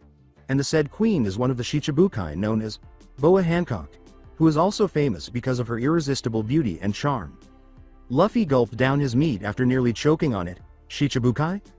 Naruto got up and brushed imaginary dirt from his brand new, clean shirt and cloak, saying, "Don't worry, Marine headquarters are not nearby here. I have some important business to deal with her." "Yeah, like getting laid and shit." Kurama protested, but Naruto interrupted him by hurling a kunai. Sadly, the great old Kyuubi easily swatted it away with his tail. "Kurama. What do you mean by fucking unfortunate?" Luffy tilted his head and blinked, completely unaware and naive. "You're gonna get laid with her?" Laughing uncontrollably, Kurama rolled on the ground and died. "I like this kid." When the blonde's second kunai missed the fox, he clicked his tongue in disgust. As I was saying, Naruto gave Luffy a childish yell after grinning almost too calmly and tousling his hair. "We need to find Boa Hancock's room without causing too much ruckus and somehow convince her to help us." "Okay." Luffy smiled. "Maybe we can ask her for a ship to get out of this island." Naruto blinked.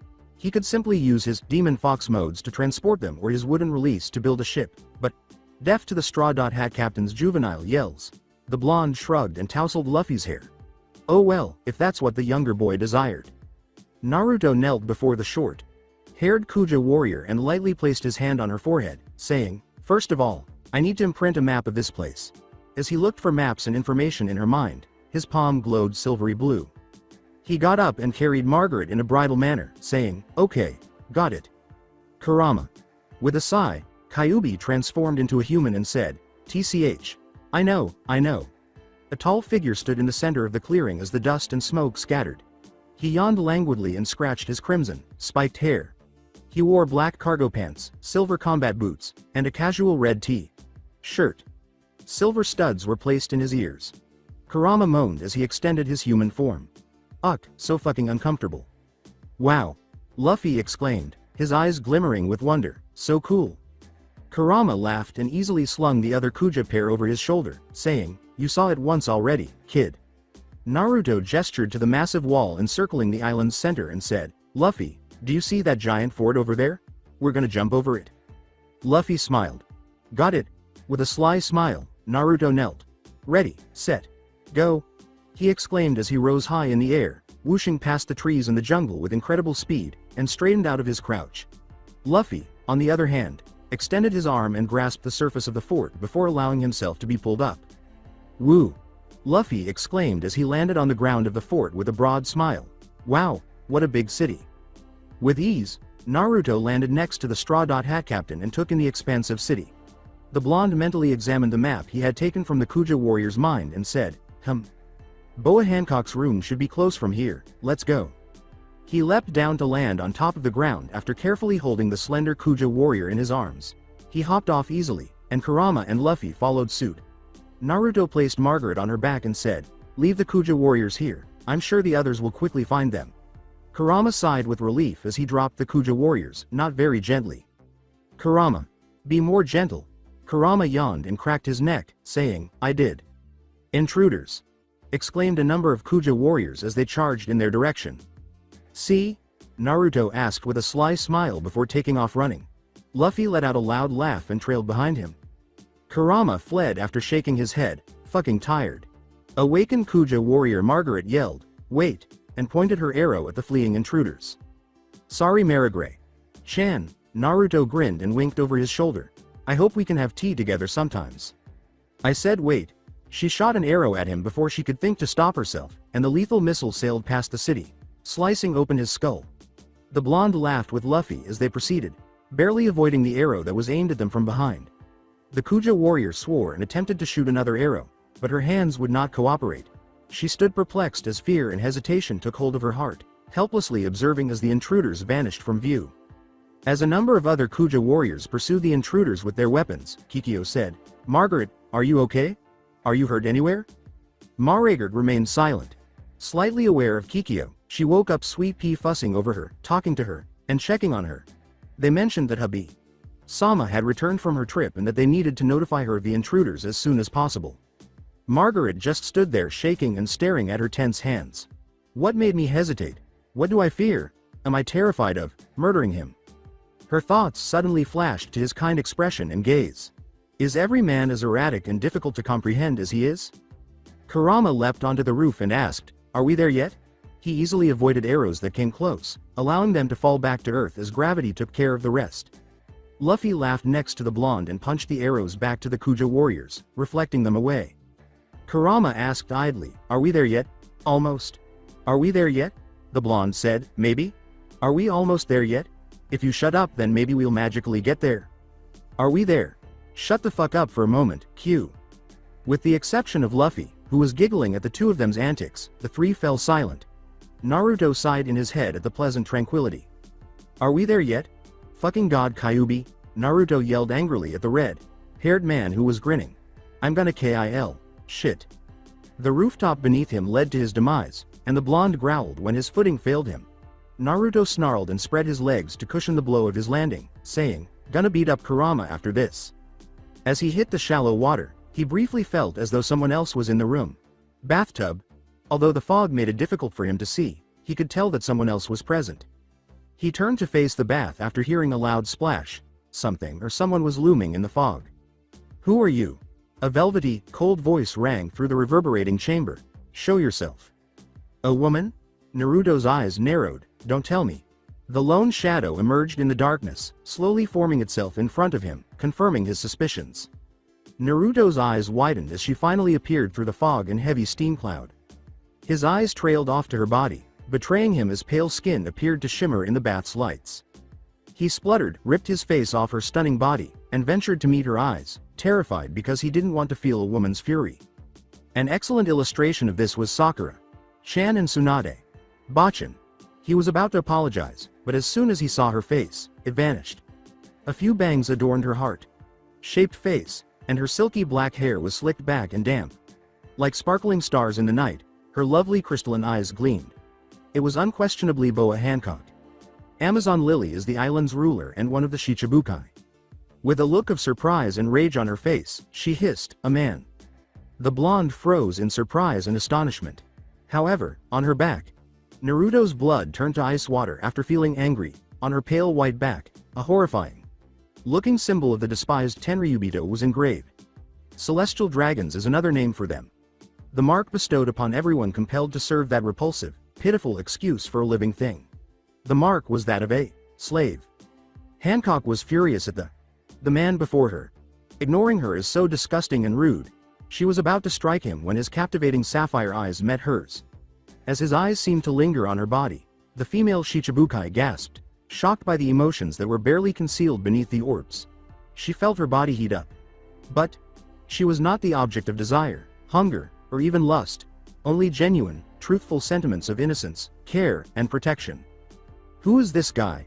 Hancock blamed the temperature of the water for being too high, but her cheeks were burning shamefully red. The woman's face suddenly took on an expression of unfathomable rage. Realizing what he had been staring at the entire time, she sank into the bath and covered her body with a hiss. "You saw it?" Naruto calmly gazed into her enraged eyes, but he could also feel her soul bursting with feelings of sadness, disgust, and shame. "Sister." Two big women rushed through the door, their thundering footsteps echoing the bathtub. "What happened?" The larger of the two strawberry blondes yelled, "Who are you?" and assumed a combat stance. "A man?" The second sister exclaimed, her tongue twitching like a snake between her lips. "What is a man doing here?" Marigold scowled at the blonde while hastily robing her nude sister. "State your name and purpose, man. We don't welcome such disgusting vile creatures here." The Hancock hissed, "He saw my back." Her sisters let out a startled and terrified gasp. With bloodlust blazing in her eyes, Sandersonia yelled, "Then the only solution is to kill him." Naruto sighed quietly. He didn't want to fight them, and if he could, he would prefer to completely avoid any bloodshed. He looked up and saw Kyuubi and Luffy using Kyuubi's chakra to conceal themselves on the rooftop. Kurama grinned as the Straw Hat captain waved wildly at him. With a smile, the blonde turned back to face the sisters. The man smiled at her calmly, but Hancock glared at him. "The thing you have seen on my back is something we don't want to be revealed. Die," she exclaimed, raising her arms and making a heart-shaped thrust with both hands. Naruto tensed up, thinking about the fruits the devil might have consumed. "She uses marrow." "Marrow no mi. I assume that Paramecia type turns opponents into stone by using feelings like lust or perversion." The blonde blushed a little as he remembered her nude state. "That could be a little problematic." She exclaimed, "Marrow mellow." Naruto suppressed his instinct to dodge by narrowing his eyes. If this works, then her beams will be nullified. The pink beam tingled on his skin as the heart-shaped beam hid and passed him, phasing through him. As the pink wave tore past him, he remained motionless and composed, leaving him intact. The blonde grinned. It was successful. He scattered his natural energy all around him, and to his surprise, he discovered that if he used his natural chakra to shield himself, the pink beam could be reflected or neutralized. "What?" exclaimed Hancock. "Why are you not turned into stone? Didn't you feel anything wicked inside your heart when you saw me naked in the bath?" Naruto blushed, embarrassed, and started to respond, but one of her sisters interrupted him. Sandersonia growled, "It's probably his fear of death. I must say he has the devil's luck." Naruto said clumsily, grinning sheepishly, "Hebehime, sama?" Surprised by his formal demeanor, Hancock erupted, but she quickly collected herself and scowled. "Do not talk to me so casually, man." His bright smile said, "I surrender," and he extended his wrists. There was no sound. "Huh?" huffed Marigold smugly. "Afraid of fighting against us? The Morgan sister? Typical. Men are such a weak and disgusting creature." Hancock's heart skipped a beat at the cute sight of Naruto blinking and tilting his head, but she widened her eyes and shook her head to dispel such ridiculous ideas. The blonde remarked, "Well, take me to the arena of yours. I know you guys are gonna execute me, right?" Hancock strangely felt a sharp knife pierce her heart as the sisters became agitated. "How did you know?" hissed Sandersonia. The three sisters recoiled as Naruto softened his gaze and said, "I know you guys hate men, and it's pretty obvious that you guys were once a slave of Tenryubito. I might be cruel saying this, but you guys will fail killing me." The sisters were shocked by his depressing and emotionless face, and they glared at him if he was being haughty with them.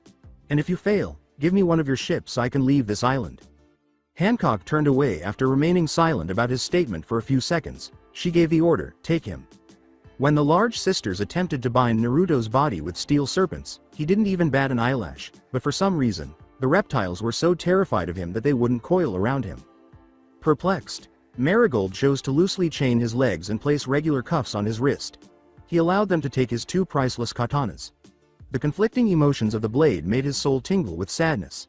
He sent his chakra through the comfortable bond he shared with Sukioru and Akai Shizuku. The blonde grinned and let Hancock and her siblings lead him out of the bath.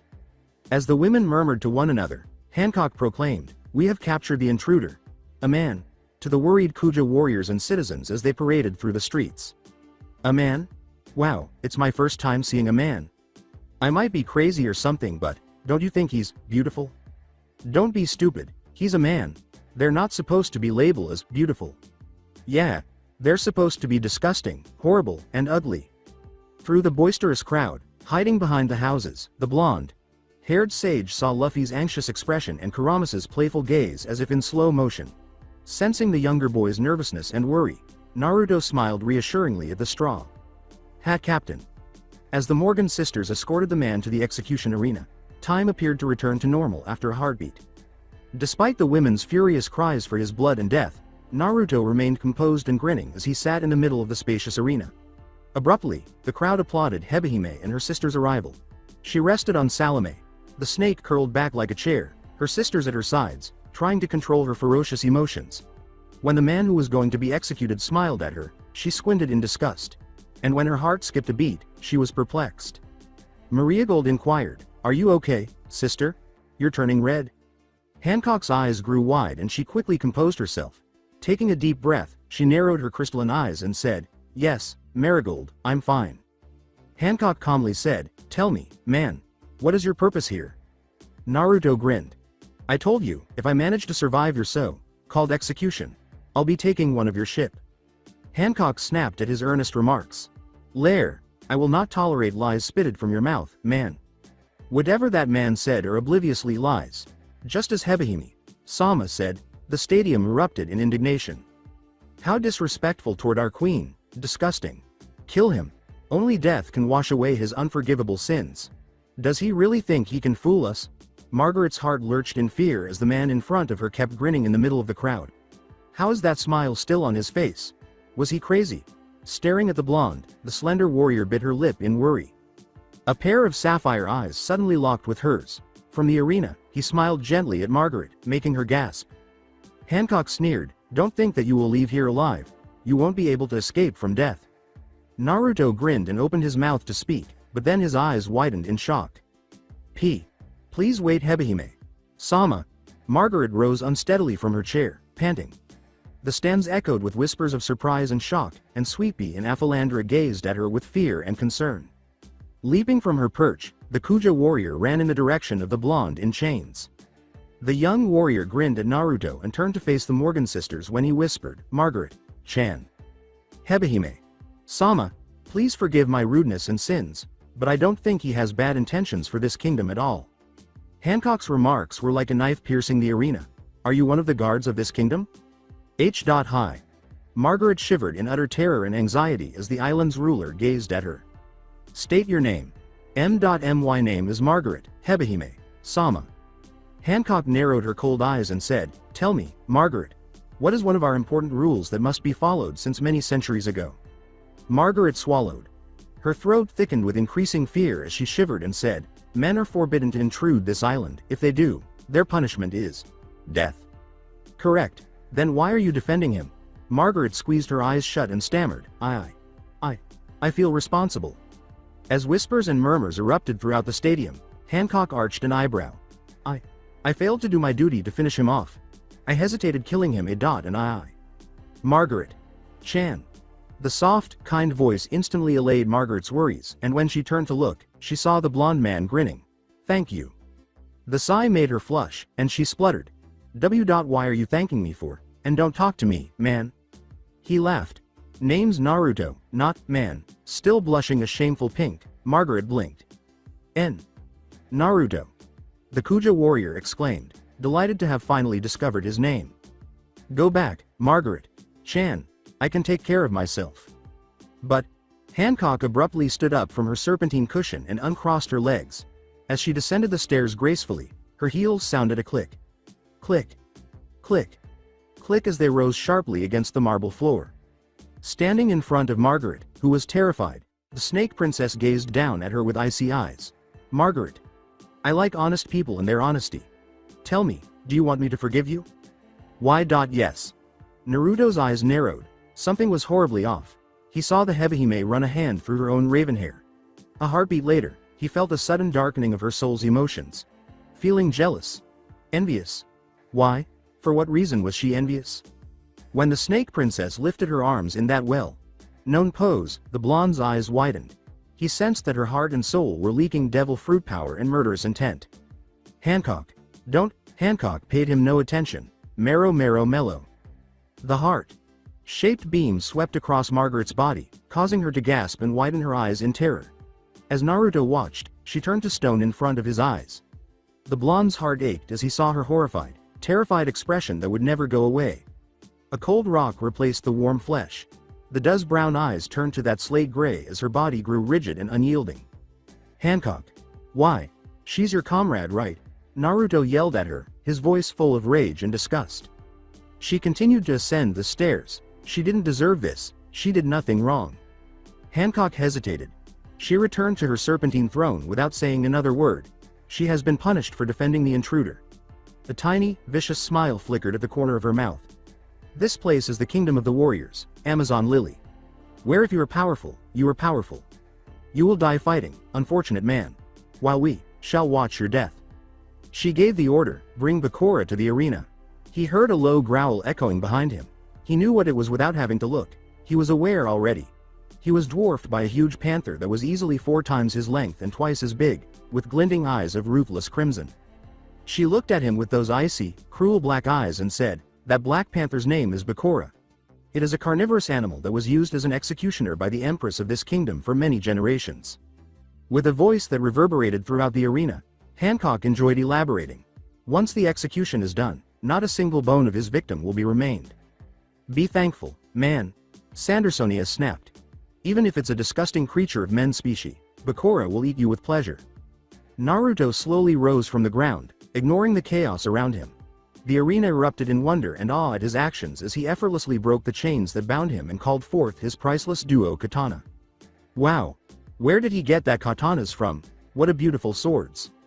Like a passionate sun and ethereal moon, how celestially gorgeous! Marigold exclaimed in astonishment, "Sister! I locked away his swords in the cell room.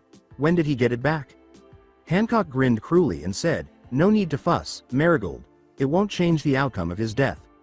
When both katanas hummed softly, Naruto strapped back his Sukioru and grinned before calming down. With his eyes softening as he gazed at both blades, the immortal sage placed a calming hand on them. Without hesitation, he raised the handle of the Akai Shizuku and unsheathed it with such passion and ferocity that even the best Amazon Lily warriors would have swooned. The crimson katana gathered peacefully around him as it released its black, scarlet aura. The blonde grinned and comfortingly patted its sheath. "I'm grateful, Akai Shizuku. Rest assured, I'm all right." Hancock squinted as she sensed the blonde's tremendous pressure and strength. Her gaze strayed to his 2 katanas, which were silvery, blue and crimson swords. She has to admit, it's a very lovely weapon. Unfortunately, its owner will be leaving it soon. "Finish him, Bakura," ordered Hancock. The Black Panther pounced with a roar of hunger, its slavering mouth opening wide for his prey. Calmly, Naruto declared, "I have no time to play with you, kitty. You're not my opponent." The citizens and the Morgan sisters were perplexed by the loud voice that reverberated throughout the arena. "Gum gum no, pistol." The massive panther was flung to the wall by a punch that resembled a bullet, leaving a huge crater in its wake. The crowd erupted in shouts and murmurs of incredulity as the creature collapsed to the ground unconscious. Naruto smiled and whirled his red katana by its handle, saying, "Nice timing, Luffy." Beside him, the Straw Hat Captain crackled his knuckles and grinned. "I was getting bored of hiding. Q said he'll be taking a nap." The blonde chuckled. "Hey, lazy bastard. Another man?" exclaimed Marigold, shocked. In response, Sandersonia asked, "What should we do, sister? Should Marigold and I dispose of them?" Anger darkened Hancock's face. "Marigold, Sandersonia. Execute them." As the 2 sisters jumped in the arena, Naruto squinted. "Lou," Luffy said with a bright smile as he woke up to his new moniker. "You take the strawberry. Blonde one, I'll take the other." With a self-assured grin, the Straw Hat Captain assumed his combat stance. "Yosh, got it." The 2 sisters gradually surrounded them, their bodies changing and warping until they were no longer recognizable as human. When the immortal sage saw their true forms, that of a naga, a human with a snake's body instead of a human or a snake, his lips quirked in a slight frown. Sandersonia hissed, Should I strangle them to death?" Marigold asked, "Or shall I drink the fluid from his body?" Instead of answering, Naruto approached Margaret, who was still a stone. Ignoring the certain snake princess's anger and jealousy, he whispered and gently thumbed her cold cheeks with the utmost care. He removed a blue scroll from his pouch and placed Margaret Chan inside for protection, saying, "I'm sorry, Margaret Chan. I promise I'll turn you back to normal." With his eyes sparkling, Luffy exclaimed, WOOW, she disappeared. Awesome. Where did she go? Marigold cried in amazement and shock. Sandersonia warned, don't get distracted, it could be a trap. Now. The abrupt darkening of his voice made the Morgan sisters shudder. Let's have fun, shall we? For a moment, his blue eyes turned scarlet. His katana, Akai Shizuku, responded to his raging emotions and brightly glowed with crimson light as it dimmed the afternoon sky into blood. Like sea. Black flames erupted, engulfing the arena in a hellfire, like abyss. Amaterasu. Dark. Crimson. The Gorgon sisters were trapped inside the flaming prison as the swirling hellfire engulfed the fighting arena, forming a ring of flames. The concrete floor was smothered by crimson and black flames that glowed in its glory against the lowering sky. Amaterasu. His emotionless, icy voice called forth an uncontrollable fire and devastation throughout the arena. Beside him, Luffy watched in awe and amazement at the erupting flames around him. The Straw Hat Captain chuckled at the strange tickling sensation against his skin as the black and crimson fire playfully snaked around his left arm, oddly refusing to harm him, in contrast to the flames that hissed with such ferocity and hunger toward the strange snake. Looking women duo, the flames felt a little warm and cozy on his arm.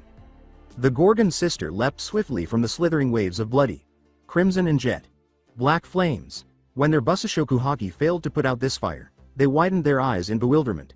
Marigold narrowed her narrowed eyes in bewilderment.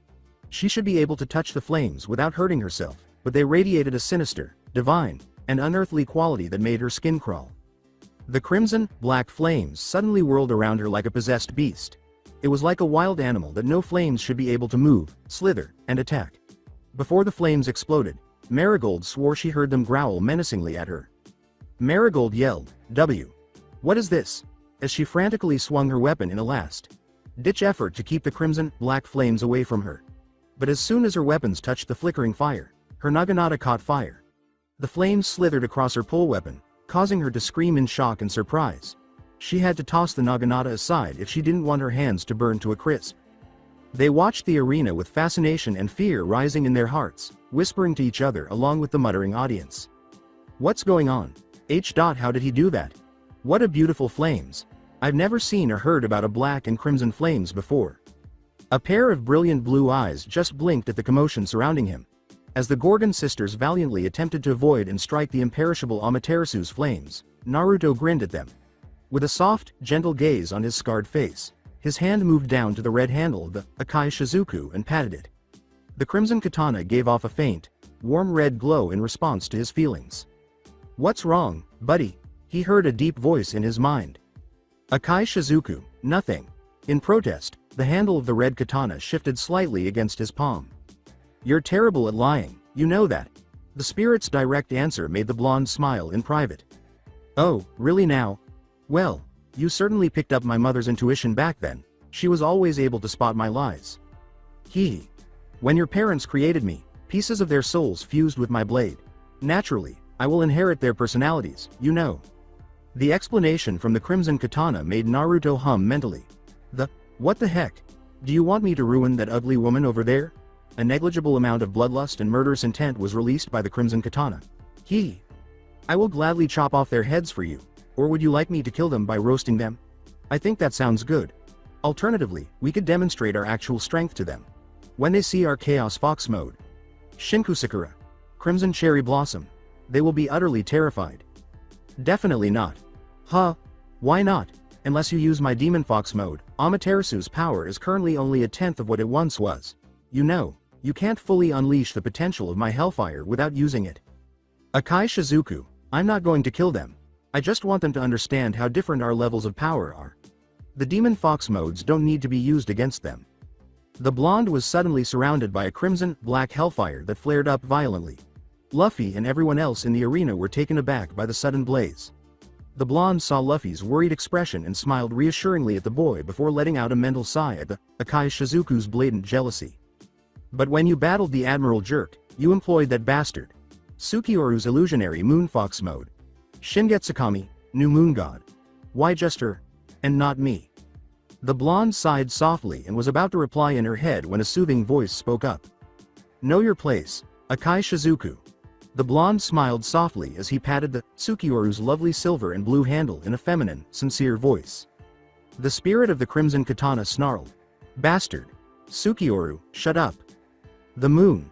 Like tenderness in her voice vanished as she said, I do not tolerate you being rude and disrespectful toward my master. You can't act like a snotty little brat just because he didn't pick your demon fox modes against Admiral Borsellino Kizaru in the last battle. UBITC. Naruto sighed and rubbed his temple in his mind. Silence. The harsh tone of their master's voice caused the katana, the complete opposite, to instantly go silent. As he smoothly removed his katana, Akai Shizuku, from its crimson sheath, Naruto grinned and said, You should already know that I need you to control Amaterasu right now. Are you prepared, friend? The handle of the red katana clattered against his palm. Yeah, it's badass time. And Sukioru, please keep an eye on me like you always do, Naruto murmured to her. I appreciate you always being there for me. She responded to him with a motherly warmth, her voice once again full of moon. Like tenderness. Naruto. Chan, of course. A pair of azure blue eyes with a hint of red highlight glowed, and the blonde was surrounded by crimson, black flames that hissed protectively at the shocked Gorgon sisters.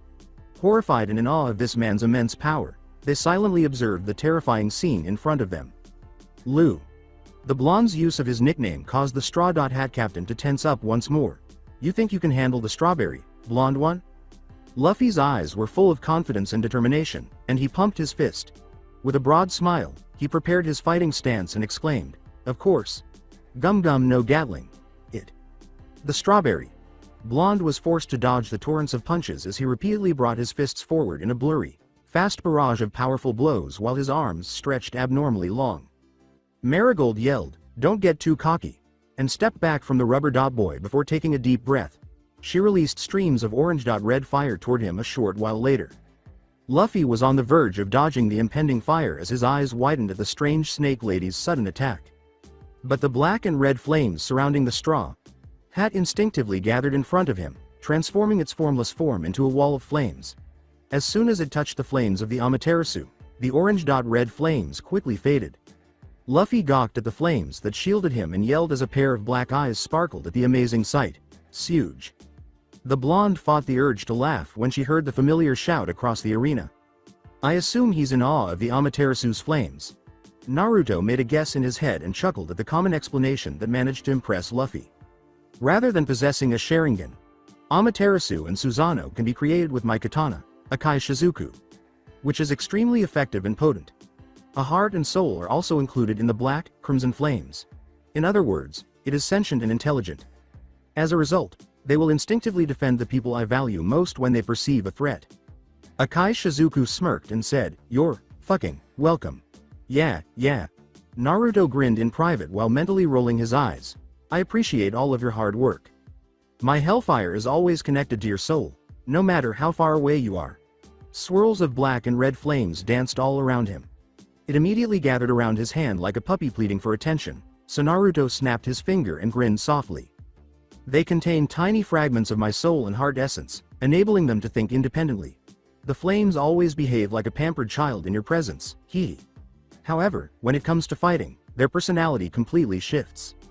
I'm always surprised by their bloodlust, Naruto remarked cynically. I wonder why. Friend, get used to it. You know, they're just too protective of you.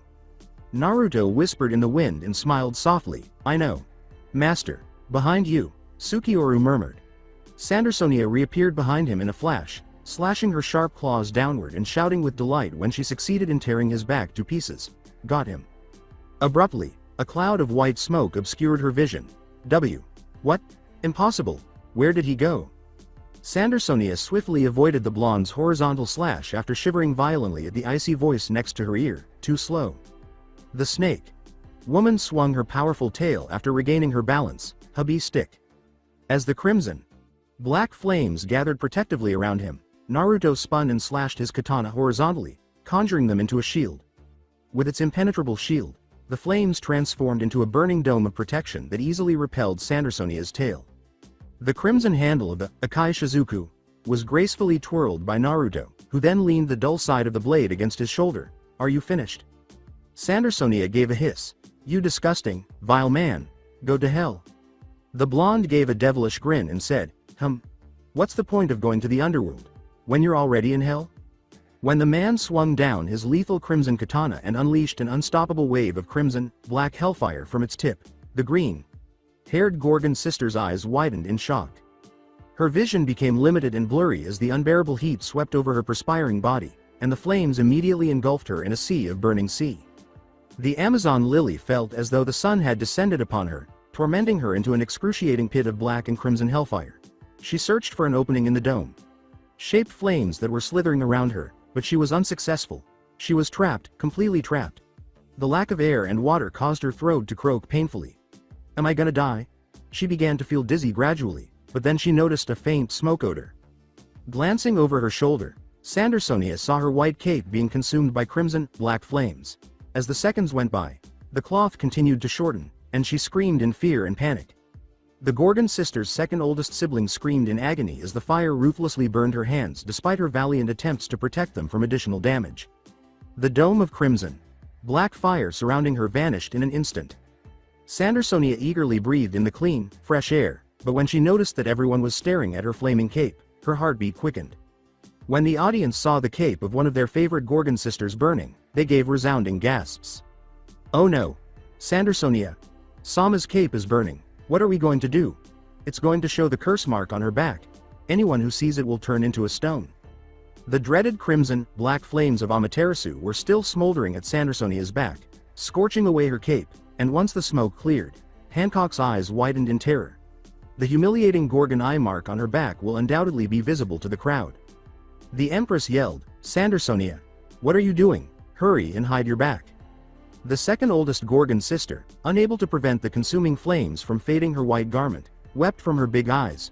I'm sorry, sister. But I can't, she said. These flames are imperishable.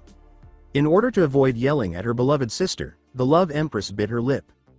Desperate to save her sister, Marigold screamed, Oh no, Sonia. Nisama. She narrowly avoided Luffy's devastating blow. Get out of my way, man. However, a pillar of red and black flames blocked her path to Sandersonia and hissed menacingly toward the strawberry, blonde as it snaked through the arena. Your opponent is me. Luffy abruptly materialized in front of the Gorgon sister's youngest sibling, adopting his signature stance and placing his fist on the ground. Gear, second. Naruto grinned wryly at the monkey. Boy's boundless endurance. I'll leave her to you, Lu. As the flames continued to consume the cape, the blonde tilted his head to see his own opponent sobbing and defenseless on the ground. He leapt quickly off the ground in the direction of Sandersonia, the other Gorgon sister, who gaped when he reappeared in front of her with a kind smile on his face and widened her eyes in shock at the man's unusual speed. Naruto whispered to her, I'm sorry about this. I didn't mean to make you cry. The crowd screamed as they got closer. Oh no, he's trying to finish her off. He's a monster. The smoke is still hiding Sandersonia. Sama's back. But I'm really curious what Gorgon Eye looks like. Idiot. You'll turn into a stone if you see it. Sandersonia gave a hiss. Don't act casual with me, damned man. I will bite you into shreds. Naruto just snapped his fingers, ignoring her. Release her cape, now. The crimson, black flames slithered away from Sandersonia's burned cape and gathered around his katana, Akai Shizuku, before flickering away into mere ashes in response to his absolute command. The ethereal katana instantly understood Naruto's silent plea when he merely called out her name, Sukioru. From its midnight sheath, the magnificent sword emitted celestial flames that resembled auroras. The exotic silver, blue embers became a gorgeous cloak of flaming fire. The flames from the Sukioru flickered on Sandersonia's skin as the unexpectedly smooth material instinctively wrapped around the shoulder of the Gorgon sister's second oldest sibling, captivating her with its exotic hues and beauty. What is this? Her eyes widened as she gazed at the cloak, a little alarmed by the flickering silver. Blue flames on her shoulder blade. However, she didn't experience any burns or other skin damage. In fact, it brought her peace of mind. Her soul felt as though it was being cleansed and purified, much like the moon's gentle glow. Marigold exclaimed, Sister, as she saw her sister's back securely concealed by the lovely, blazing cloak of silvery, blue flames. Huge. Luffy pumped his fist in excitement as his eyes glistened with stars. Naru. How did you do that? As the smoke cleared, Sandersonia's magnificent silver, blue cloak of flames became visible. It effectively concealed her, Gorgon's eye, from the amazed spectators. Sandersonia. Sama is wearing such a beautiful cloak. Amazing. Wait, is that cloak made of silver and blue flames? What? Oh my, how did he appear out of nowhere? Sandersonia bowed her head to look into the blond man's honest, sky-blue eyes, and she was struck by the intense emotions that were swimming beneath his sea-colored orbs. As they say, eyes are the window to the soul. However, this man was completely unpredictable and unreadable. Calm yet passionate, kindred yet merciless, hateful yet loving, childish yet wise. He wasn't afraid to show his emotions, his soul to her. The thought of this made Sandersonia feel a strange sense of joy, and she felt like a helpless baby in comparison to this enigmatic man. Dude, why are you assisting me? She whispered softly, trying to keep from crying in front of him. No, she was not permitted to cry any longer. She is one of the 3 Gorgon sisters. She must not cry, she is no longer the young child she once was. Sandersonia. The big woman's eyes widened at his soft gaze, which was right in front of her, like a devoted parent gazing at their cherished child.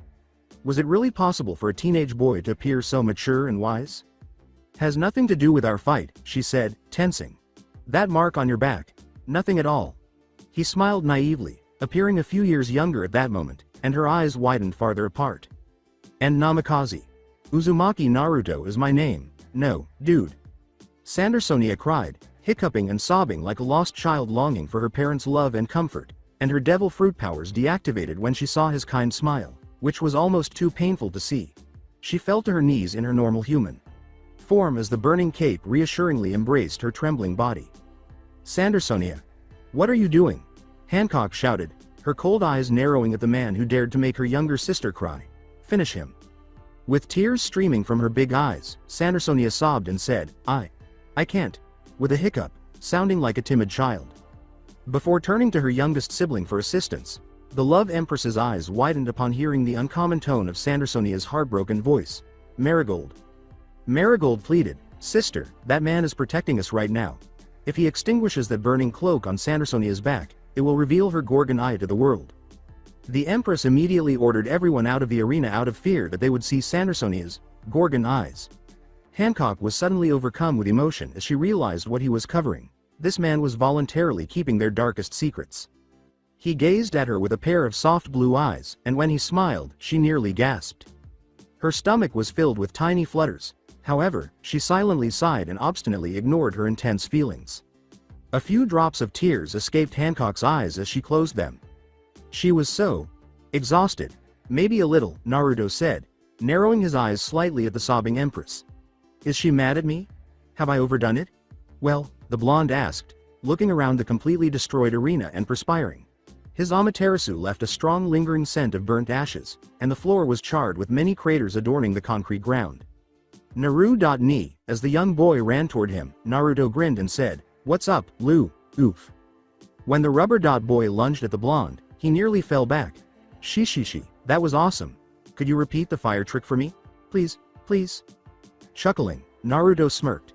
Maybe later. That's what Q said to me when he didn't show me the cool transformation. Thingy, pouted Luffy. Naruto sweat dropped. Speaking of that old fox geezer, where did he go? Snore. Snore. Snore. Give a sneeze. Kurama comfortably laid against the grassy hill, his crimson hair swaying from the gentle sea breeze around him. The seagulls glided through the sky and spread their white wings over the vast ocean.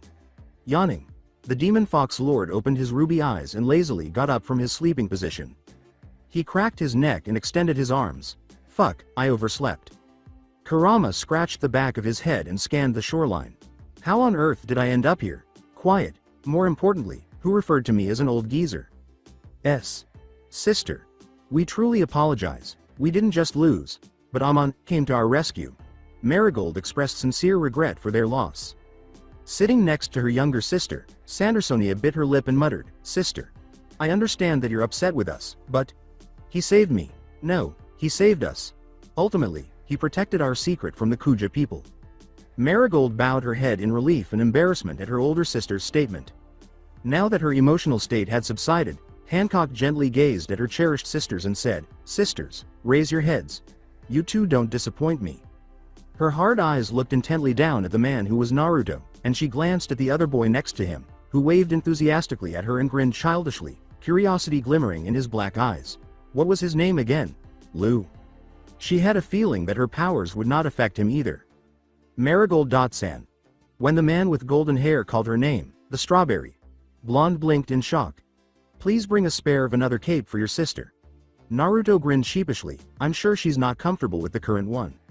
Marigold nodded silently and hurried to get her older sister another cape. Feeling a little let down and sad that she couldn't keep the lovely silver blue cape the blonde had made, Sandersonia slowly took the regular white cape from her sister. The moon and fox emblem shone brightly in silver and blue light as Naruto skillfully removed his katana, Sukioru, from its midnight sheath. He commanded, "Come back." Sandersonia swiftly sheathed his katana and strapped it next to the Akai Shizuku on his back as the gorgeous cape dematerialized back to its fiery flames, slithering away from his back and gathering around the blonde's ethereal katana before dispersing into mere silver blue ashes, leaving the Gorgon sisters gasping in shock. He smiled at them, a sorrowful smile lining his scarred features, and said, "I'm sorry for hurting you." They widened their eyes. "I highly doubt you guys will ever forgive me, but I wish to not fight anymore. I'm not looking for bloodshed and violence." "Very well." Hancock nodded. "I do not feel like it anymore either. This man, he's powerful and dangerous. I highly doubt he was even trying during the fight." His azure eyes gleamed like the dawn sky. "I'm happy." The Empress blushed at the sight of his broad smile. Naruto grinned and pointed to the boy next to him, who had a crescent-shaped scar beneath his left eye and a straw hat on his head. "Oh, I forgot to introduce him to you." "Hey." Luffy grinned broadly and waved, saying, "My name is Monkey D. Luffy." They debated how to react to his carefree and childlike demeanor while blinking at his enthusiastic personality. Naruto laughed and ruffled Luffy's hair tenderly while the Straw Hat pouted and resisted the pats. "He's a simpleton, so I don't think your Mero powers work on him." "Hey, don't laugh at me." The Gorgon sisters watched in shock and disbelief as the strange men shared a brotherly moment. How could they be so at ease and carefree after the fight? They had attempted to kill them a while back, but these men seemed so unaffected by it. "Hey." When the blonde-haired man tilted his head and looked at them with a worried expression, his face slightly frowning, they jolted out of their daze. "Are you guys okay?" As she skillfully concealed her feelings, Hancock repressed her feelings of shame and embarrassment inside. "I'm perfectly fine, man." Naruto. His amused expression was visible as his soft blue eyes squinted slightly. "I already told you guys, my name's not, man, Namikaze Naruto is who I am." The Empress gazed at him once more, completely stunned and amazed by his easygoing demeanor, which was both unsettling and refreshing. She gritted her teeth a little in exasperation because no man had ever treated her in this manner before, and she wasn't sure how to react to this blue-eyed man's genuine emotions. Namikaze. Uzumaki Naruto was more than just a simple man. She wasn't even sure if he was a real person or not. He was strong and unquestionably captivated her with his charisma the moment he defended her sister. She still put him to the test, though. She had to be certain that this man wasn't lying to her. "Ma." The Empress blushed when he looked up, his lovely blue eyes glowed, and she could tell that he was happy and joyful when she called out his name. Hancock felt a little lightheaded at the rushing emotions that filled her chest like a butterfly's flutters. A short while ago, this man was unpredictable, distant, and divinely powerful, but now he was staring at her with a childlike gaze. How could he be so unbelievably cute? "Sister, are you feeling well?" Marigold asked slowly. Sandersonia brought a cup of water right away. "Sister, you're burning up." Hancock brightly blushed and snapped, "I'm fine." "You look like a tomato," Luffy said, picking at his nose. The angry Empress was made fun of by the Straw Hat Captain. You arrogant man," Naruto added, Ma. "He's joking, Empress." "Sama." The blonde gently slapped Luffy's head while expertly covering up his bubbling laughter. "I'm sorry, Lu. That wasn't appropriate," Naruto reprimanded in jest. Now. Sweating, Luffy turned to face the Empress and said bluntly, "Sorry." "So rude." Sandersonia and Marigold growled. Hancock nodded and blinked, saying, "You're forgiven." "You're okay with it?" the Gorgon sisters said, chuckling as they snapped their heads to look at her in shock. Hancock. The blonde's expression became solemn and serious, and the mood abruptly changed. "I have a favor." He took the blue scroll from his cloak and opened it, revealing a statue of Marguerite as a puff of white smoke gradually faded away. "Please return her to normal." Sandersonia and Marigold's eyes grew wide. "What?" "She is careless, obstinate, problematic, and innocent." With a gentle smile on his scarred face, Naruto looked at Marguerite's statue form and said, "She was better off not interfering, but she tried to protect me. His gaze strayed from her immobile body and fixed itself on Hancock's piercing eyes. She's my precious friend. There was a tense silence for a few seconds. Luffy was strangely quiet, and his words caused the Gorgon sisters to stop talking. Hancock remarked, I applaud you for figuring out that I do have the ability to return my victims to their former state. But say, you also asked me to get a ship ready so you could return, didn't you? With a fleeting glance at Luffy, Naruto nodded and said, yes. Very well. Her eyes grew gloomy. Sandersonia in particular gasped at the harsh words, I shall grant you one request. You have the option of getting a ship or reversing her petrification. As she gazed at the man, a sly smile tugged at her lips, saying, I shall only do one or the other. Choose one and throw away the other choice forever. Hancock repeated the line repeatedly, as if she was trying to persuade herself that he was no different from the other cruel species of men, but the pictures of his stunning blue eyes, the amazing glory of his power, and his unwavering determination showed that beneath his charming gentleman and prince act, he was just as cold and ruthless as the rest. His kindness and honesty. Strangely, the idea that it was all a lie was too much for her to handle. In her rambling thoughts, Hancock yelled, no, I will not be tricked. Sister. He kept us safe. This cannot be done to him. Sandersonia begged, he isn't evil or cruel at all. I am aware because he. Marigold, her younger sister, interrupted her while holding her down with the strawberry, blonde. Sandersonia. Quit. Marigold yelled. Show me your true selfish nature, man. Hancock simply stared at the blonde, waiting for his inevitable response, hearing and not caring about her sister's cries. When the Empress asked him if he wanted Sukioru to use illusions to control this reality, Naruto mentally shook his head. Sukioru has the ability to control illusions and souls, in addition to controlling the weather and nature elements like water, wind, and ice, by activating her Demon Fox mode. Shingetsukami, New Moon God, but it wasn't necessary to use it now. Naruto calmly stared at the Empress, feeling the depth of her soul. The Akai Shizuku, on the other hand, was eagerly anticipating more devastation and combat. He was able to use Susanoo and Amaterasu, and its full power activates when he uses his Demon Fox mode. Shinkusakura, Crimson Cherry Blossom. The blonde can control hellfire and death with this lethal crimson katana. In contrast to his ninjutsu, Naruto can use Akai Shizuku with his free will. Naruto thought disgustedly, I guess I have to give that bastard Shinigami some credit for letting me communicate with Akai Shizuku and Sukioru. Amusement and humorous feelings emanated from both of his swords in response to his thoughts. Luffy needs to go back to his Nakama and I can easily create a ship by using my wood.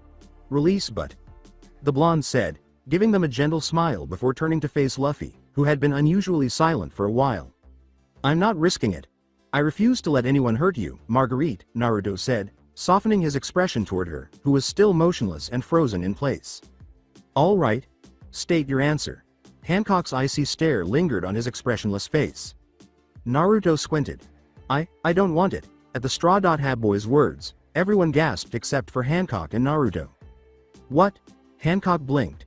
Luffy crossed his arms and said, I don't need a ship. I wasn't asking you, insolent brat, the Empress scowled at him. Luffy's unexpected exclamation caused Naruto's eyes to widen slightly, and when Luffy turned to face him and smiled, he blinked. Naru.ni. I take it that she is your friend? Luffy gestured toward Marguerite. He nodded, hiding his smile as the blonde wanted to exclaim, what the hell are you doing? Yeah, she's my precious friend. Let's then request that she fix your friend, oi, he exclaimed. I'll kick your ass if you don't get her back to normal. Luffy gestured to Hancock with his finger. The boy's audacious declaration left the Empress, along with her sisters, speechless. A ship is not necessary. If she's Naruto's friend, then she's also my friend, Luffy stated with greater resolve, and my friends are safe. Luffy, if we don't have the ship, we can't go back to Sabaody. Naruto sighed. And we can meet your Nakama for a while. Well, that's not totally true, but I'm just going to play along, the blonde grinned to herself. I have a strong Nakama. They won't mind if we arrive late, I'm sure. I just hope Nami won't get mad and hit me, Luffy smiled. Shishishi.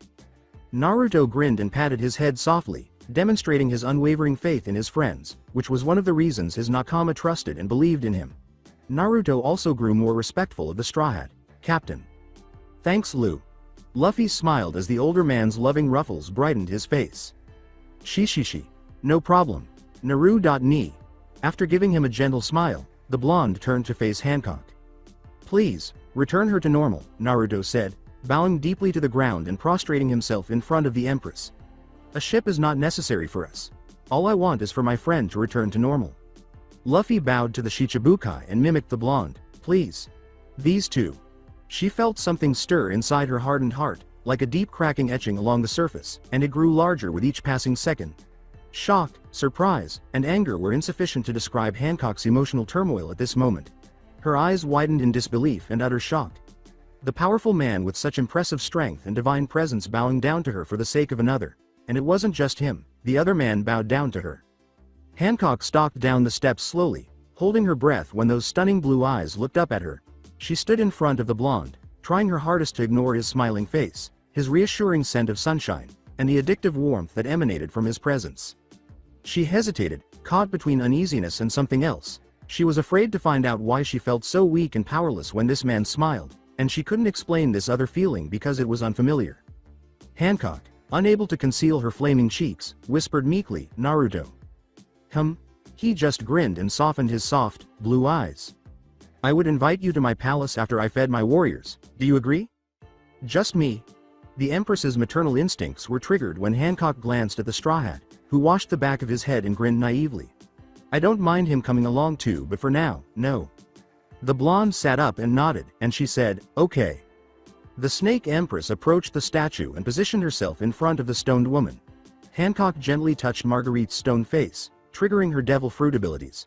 Her eyes met Naruto's again, and she sensed his appreciation and joy directed at her.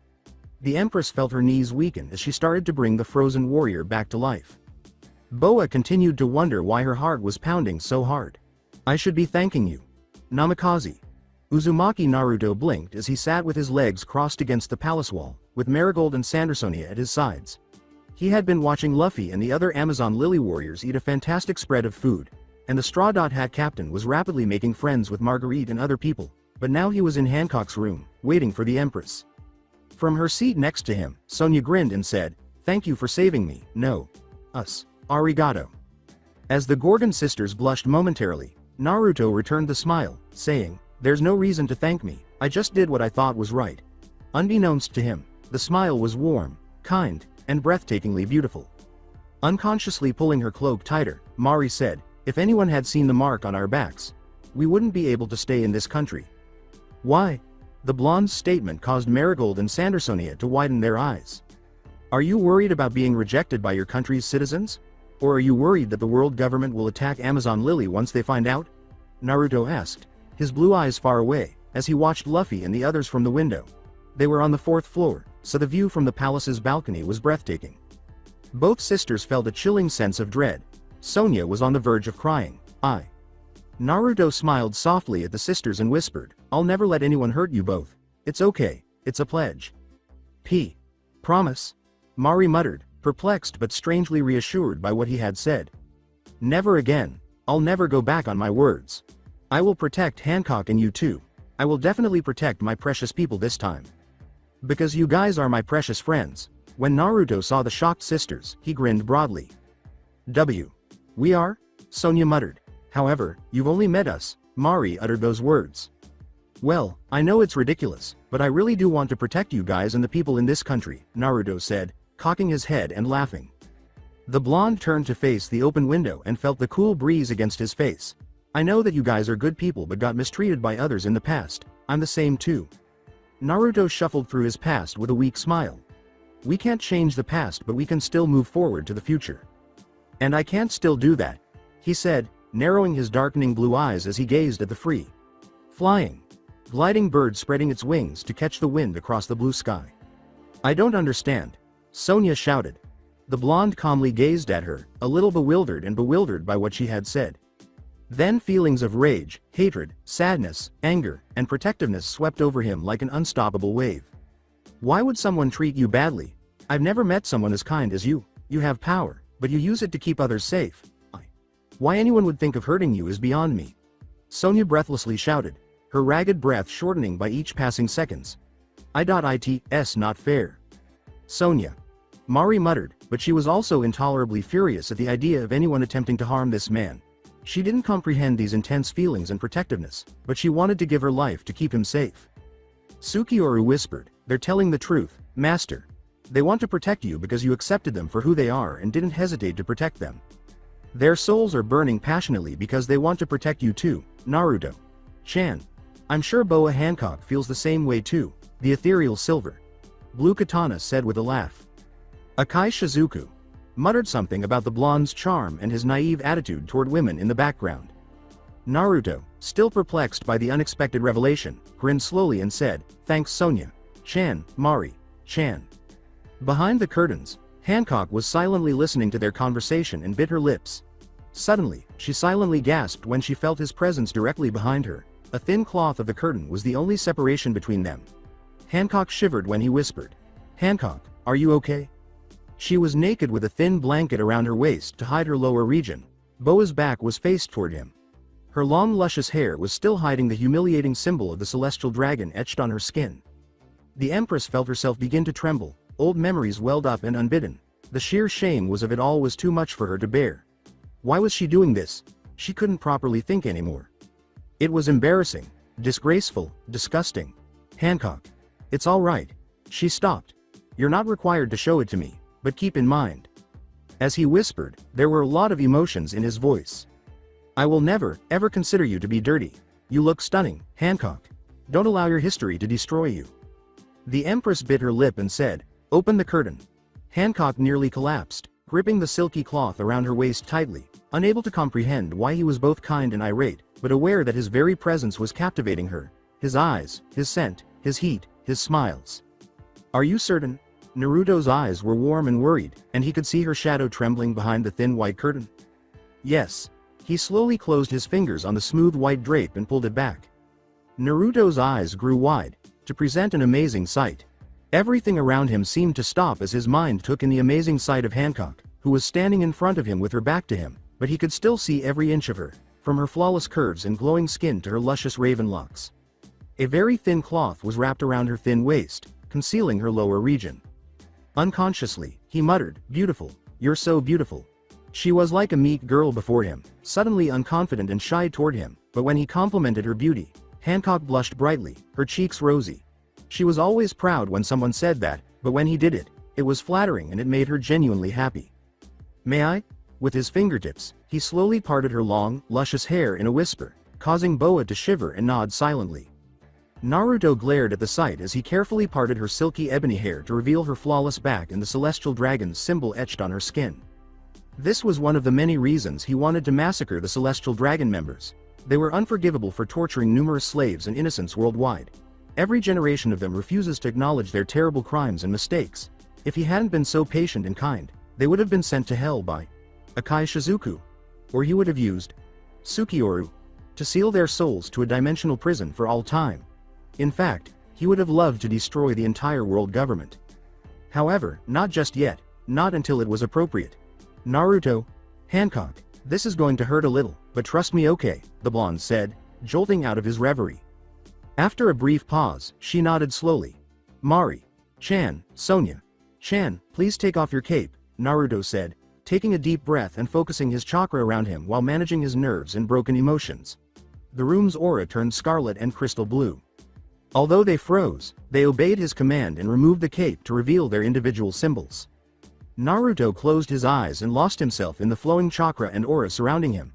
The room brightened like a magnificent fireworks as he snapped his eyes open, revealing a pair of golden eyes as the scarlet and blue gradually faded into gorgeous shades of golden, emerald.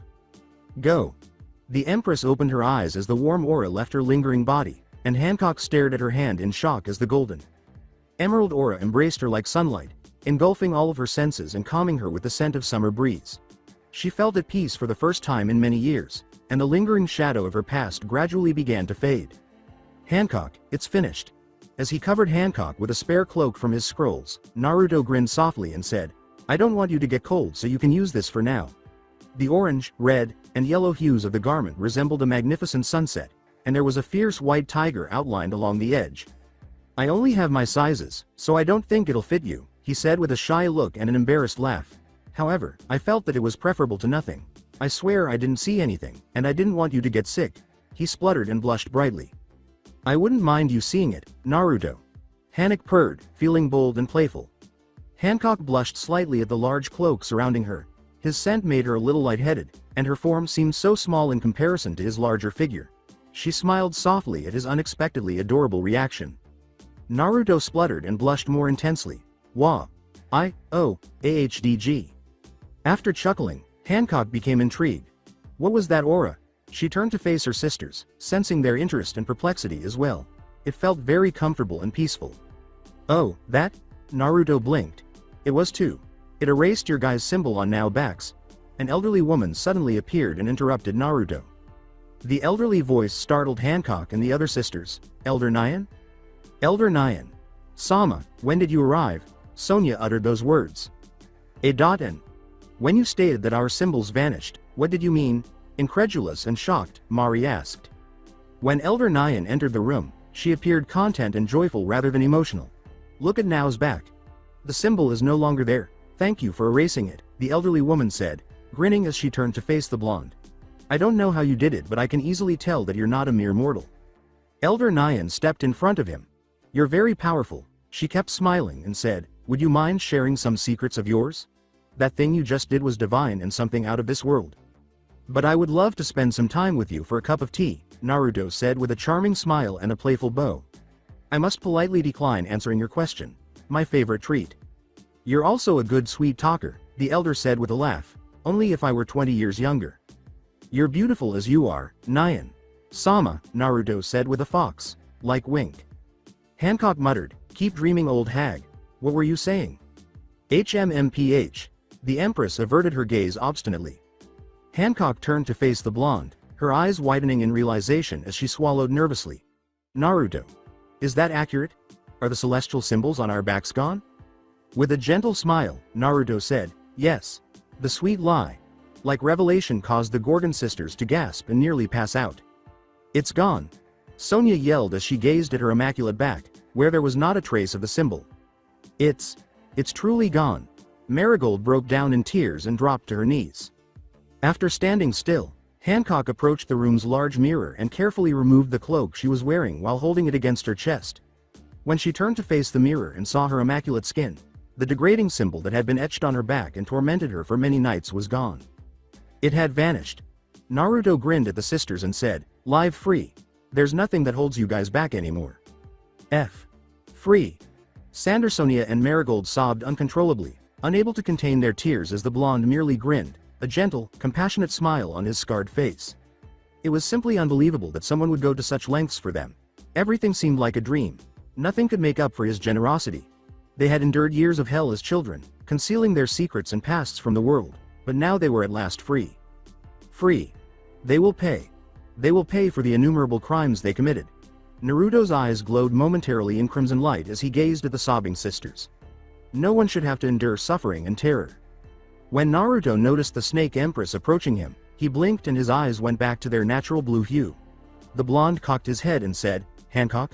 Are you okay? Hancock suddenly threw his arms around him. Han, the blonde said, his eyes widening. Thank you. Naruto hesitated. Thank you, thank you. As she sobbed, he could feel her body trembling against his chest. I'm grateful. Naruto. Naruto muttered, Shish. Hancock, don't worry, it's all right. A sob burst out of the back of her throat, only to be muffled by his shoulder a few seconds later. His powerful arms wrapped around her back and whispered softly next to her ear, I'll protect you. Boa's cries grew louder at his words and clenched onto his cloak. She felt completely naked in his arms, not just because she had no clothes on, but because of everything about him, including his gentle gaze and smiles, which made her feel weak on her knees with ease. She had finally calmed down because she had sobbed herself to tears.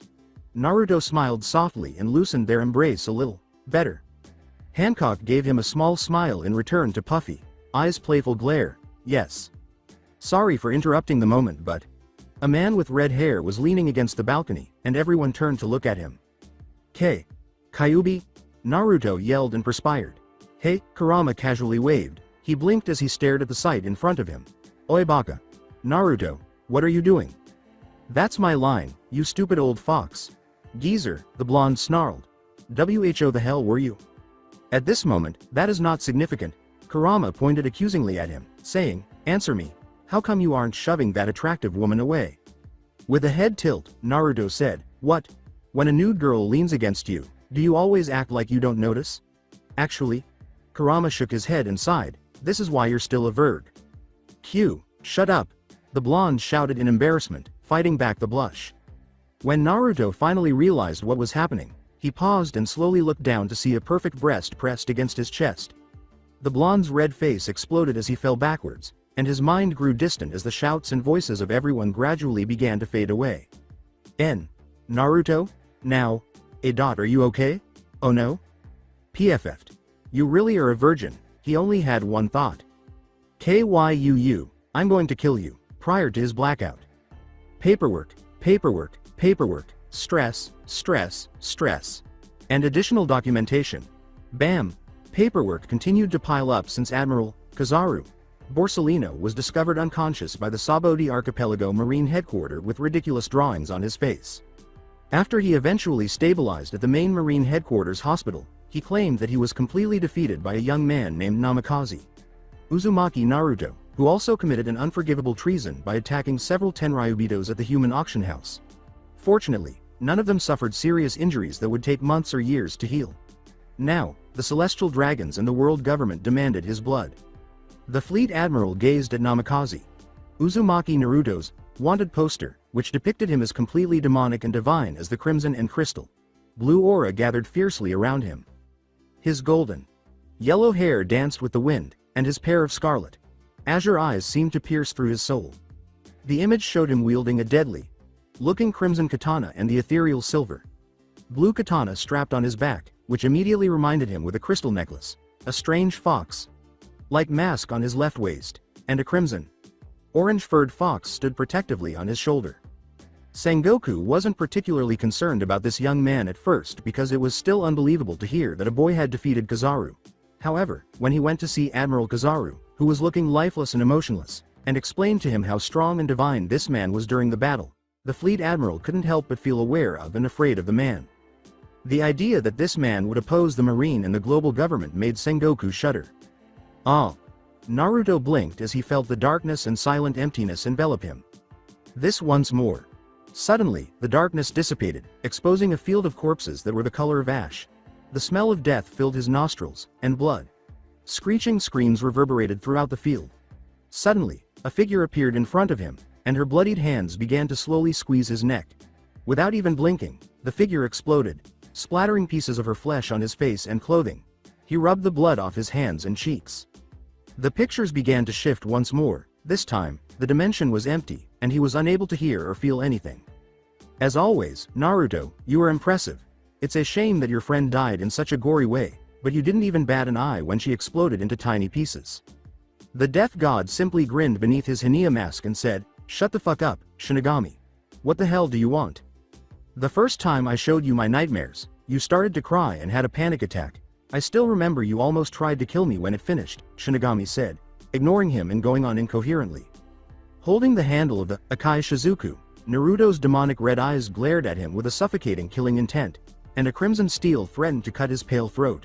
"Answer my damn question." "Oh, that's scary. Terrifying. Calm down, I have something important to tell you," Shinigami added.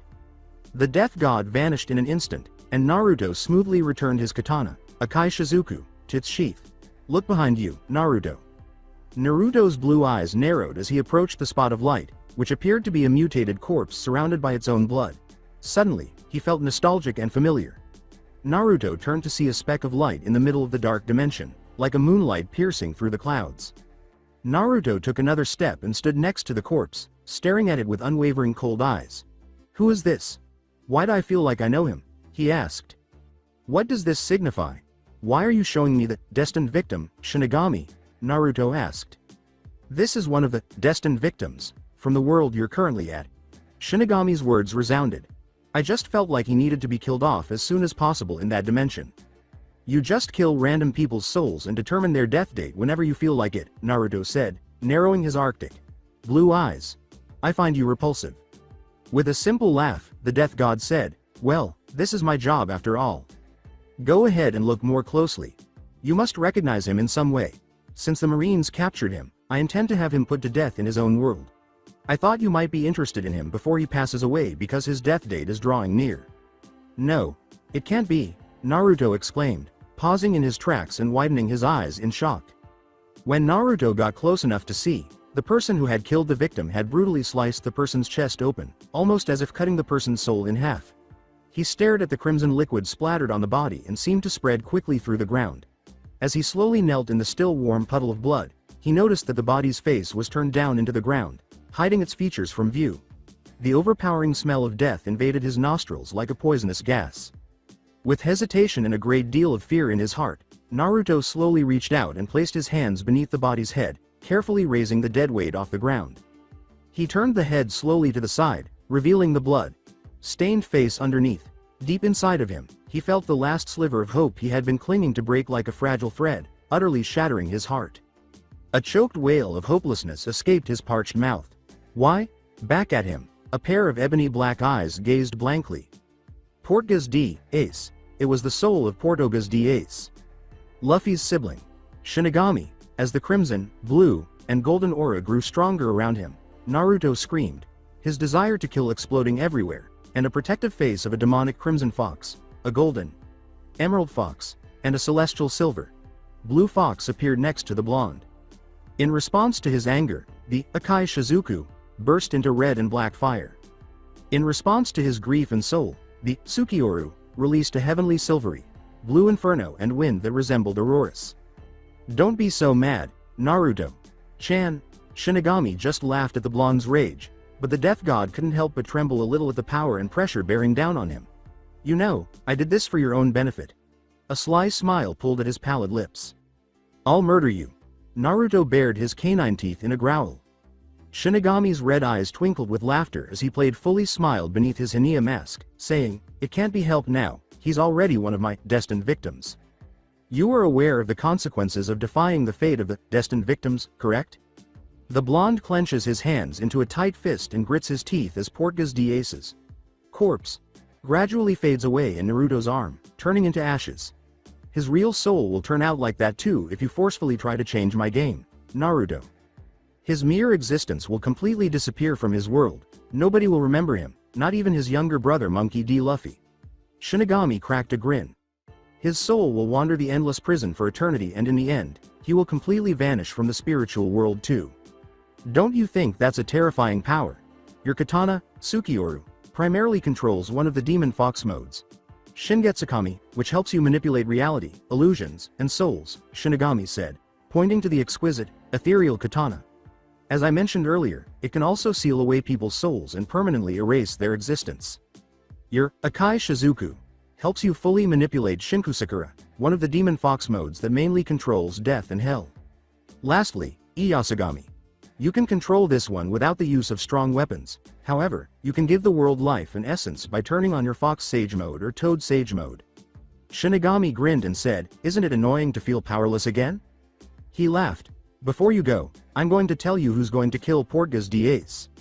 Remember you can't kill him or else you're going to ruin my fun, said the pair of deathly ruby eyes. Naruto lunged at him, ready to chop off his head with his crimson katana, but as he fell back down into the empty, pitless space, a flash of white light engulfed him and glowing red chains wrapped around him. He struggled against the restraints as he descended farther into the void, his piercing sapphire eyes glaring at the Hania mask on Shinigami's face as the light grew smaller and farther away. His name is he okay? Woman, that is the 105th time. Man, stop being haughty and disrespectful to me. Well, whatever. Woman, good, for nothing, you. Stop talking. Why the hell are you guys so loud? The blonde exclaimed, rising from his bed to glare at them, his anime tick mark twitching on his forehead. In perfect unison, Q and Hancock pointed at one another and exclaimed, he did it. With a twitch of his left eye, Naruto sighed and grinned wearily. Where's Lou? Q yawned next to the balcony and thumbed in the direction of the palace's magnificent table, which was piled high with food spreads. Luffy was dancing a strange kind of party dance in the center of the table while the women around him cheered and laughed, still eating. Leaning against his palm, Naruto grinned and said, typical. Hancock uttered, N. Naruto. Well? He gave her a gentle smile. Do you want to have some food as well? When she asked, Naruto blinked, his stomach rumbled loudly, blushed a little, and laughed sheepishly. Yeah, I'm kinda hungry. I'll get some for you. The blonde was left staring at the empty room as Hancock abruptly left. You. Thank you. His stunned expression made Q laugh. Well, the Empress has gone soft, Q said. Nothing is preventing her from moving forward anymore, Naruto said, grinning as he looked out his window at the island. At last, she can live freely. She must now be making an effort to fully enjoy life. Entry dynamic. When Kyuubi abruptly launched a jump kick in his direction, the blonde gaped and blinked. What the hell? He hurriedly got up and glared at the smug faced Kurama standing on top of the balcony's fence after the blonde crashed through the window and hilariously fell to the ground, saying, "What the hell was that for?" He threatened to unsheathe the Akai Shizuku by placing his hand on top of its handle. Brat, that's for being oblivious and stupid. I thought I taught you better than that, Kyuubi said, pointing accusingly at him. You taught me nothing except the ways of sexual harassment toward women, the blonde jokingly retorted. Fucking exactly. Fox. Geezer, go die. The blonde rubbed the back of his head and complained as he entered the main dining room, professionally avoiding the food that was thrown as he calmly walked toward the corner and sat cross-legged, laughing when the straw hat attempted to break free from the Kuja warrior's grip and watching with amusement as they pinched Luffy's rubber cheeks before he noticed the elder Nyan sitting next to him. The blonde grinned and said, "Hello Elder Nyan, Sama." Before returning to her newspaper, Elder Nyan gave him a quick look and a smile. Are you feeling well? You had a severe case of nosebleed? The memory reappeared, and the blonde blinked before blushing brightly. I'm fine, he said, turning his head back and rubbing his eyes. Elder Nyan laughed at the incredibly innocent man. How old was he? 20? Maybe younger. It was quite refreshing to find such innocent and naive young men these days. She flipped a page in her newspaper and widened her eyes, slowly glancing back at the man next to her before quickly glancing back at the page to make sure. Now. The blonde tilted his head and glanced at the elder, who appeared pale. Hey, are you okay? With shaking hands, Elder now handed him the newspaper she had been reading. There is something now need to see, she said. Well, the blonde took it in a bewildered manner, skimming the page before squinting and blinking multiple times to confirm that he was reading correctly. What? After hearing the blonde's yell, Luffy and Marguerite were able to escape the throng. What's wrong, Naruto? Luffy chewed his meat and looked as she asked, leaning over his shoulder. Dead or alive? Wanted, the Kamikaze, Namikaze, Uzumaki Naruto. For the crime of destroying the public, defeating an admiral, and sending several Tenryubitos with years of injuries. The amount of the bounty on his head was displayed beneath that. A total of 777 million? The Straw Hat captain swallowed his meat quickly, and his eyes sparkled and intensified as he stared at the blonde with utter amazement and awe. Fortunately, only Luffy heard Marguerite shout. That's so awesome. It's great I have a bounty and I feel like a real pirate now, but the Marine is going to try to kill me with all they got because of this. TCH, troublesome, Naruto said, caught between feelings of excitement and utterly troublesome. There's more. The battle will undoubtedly occur sooner or later, and it appears that the global government has taken the initiative, Elder Nyan stated, turning back to the paper. Whitebeard is a formidable figure who would never permit the death of his allies. The Marine announced the public execution of Whitebeard's elite 2nd.in command subordinate despite being aware of this. Naruto turned quickly to face Luffy as his eyes widened and a chilling sense of dread descended upon him. Portgas d'Ace. The Straw Hat's eyes dulled, and the blonde's blood burned in his veins like searing hot flames at the sight of Luffy's broken and emotionless face. Ace? Naruto swore. Shit. That's it for today. I hope you guys enjoyed this great story. See you in the next one.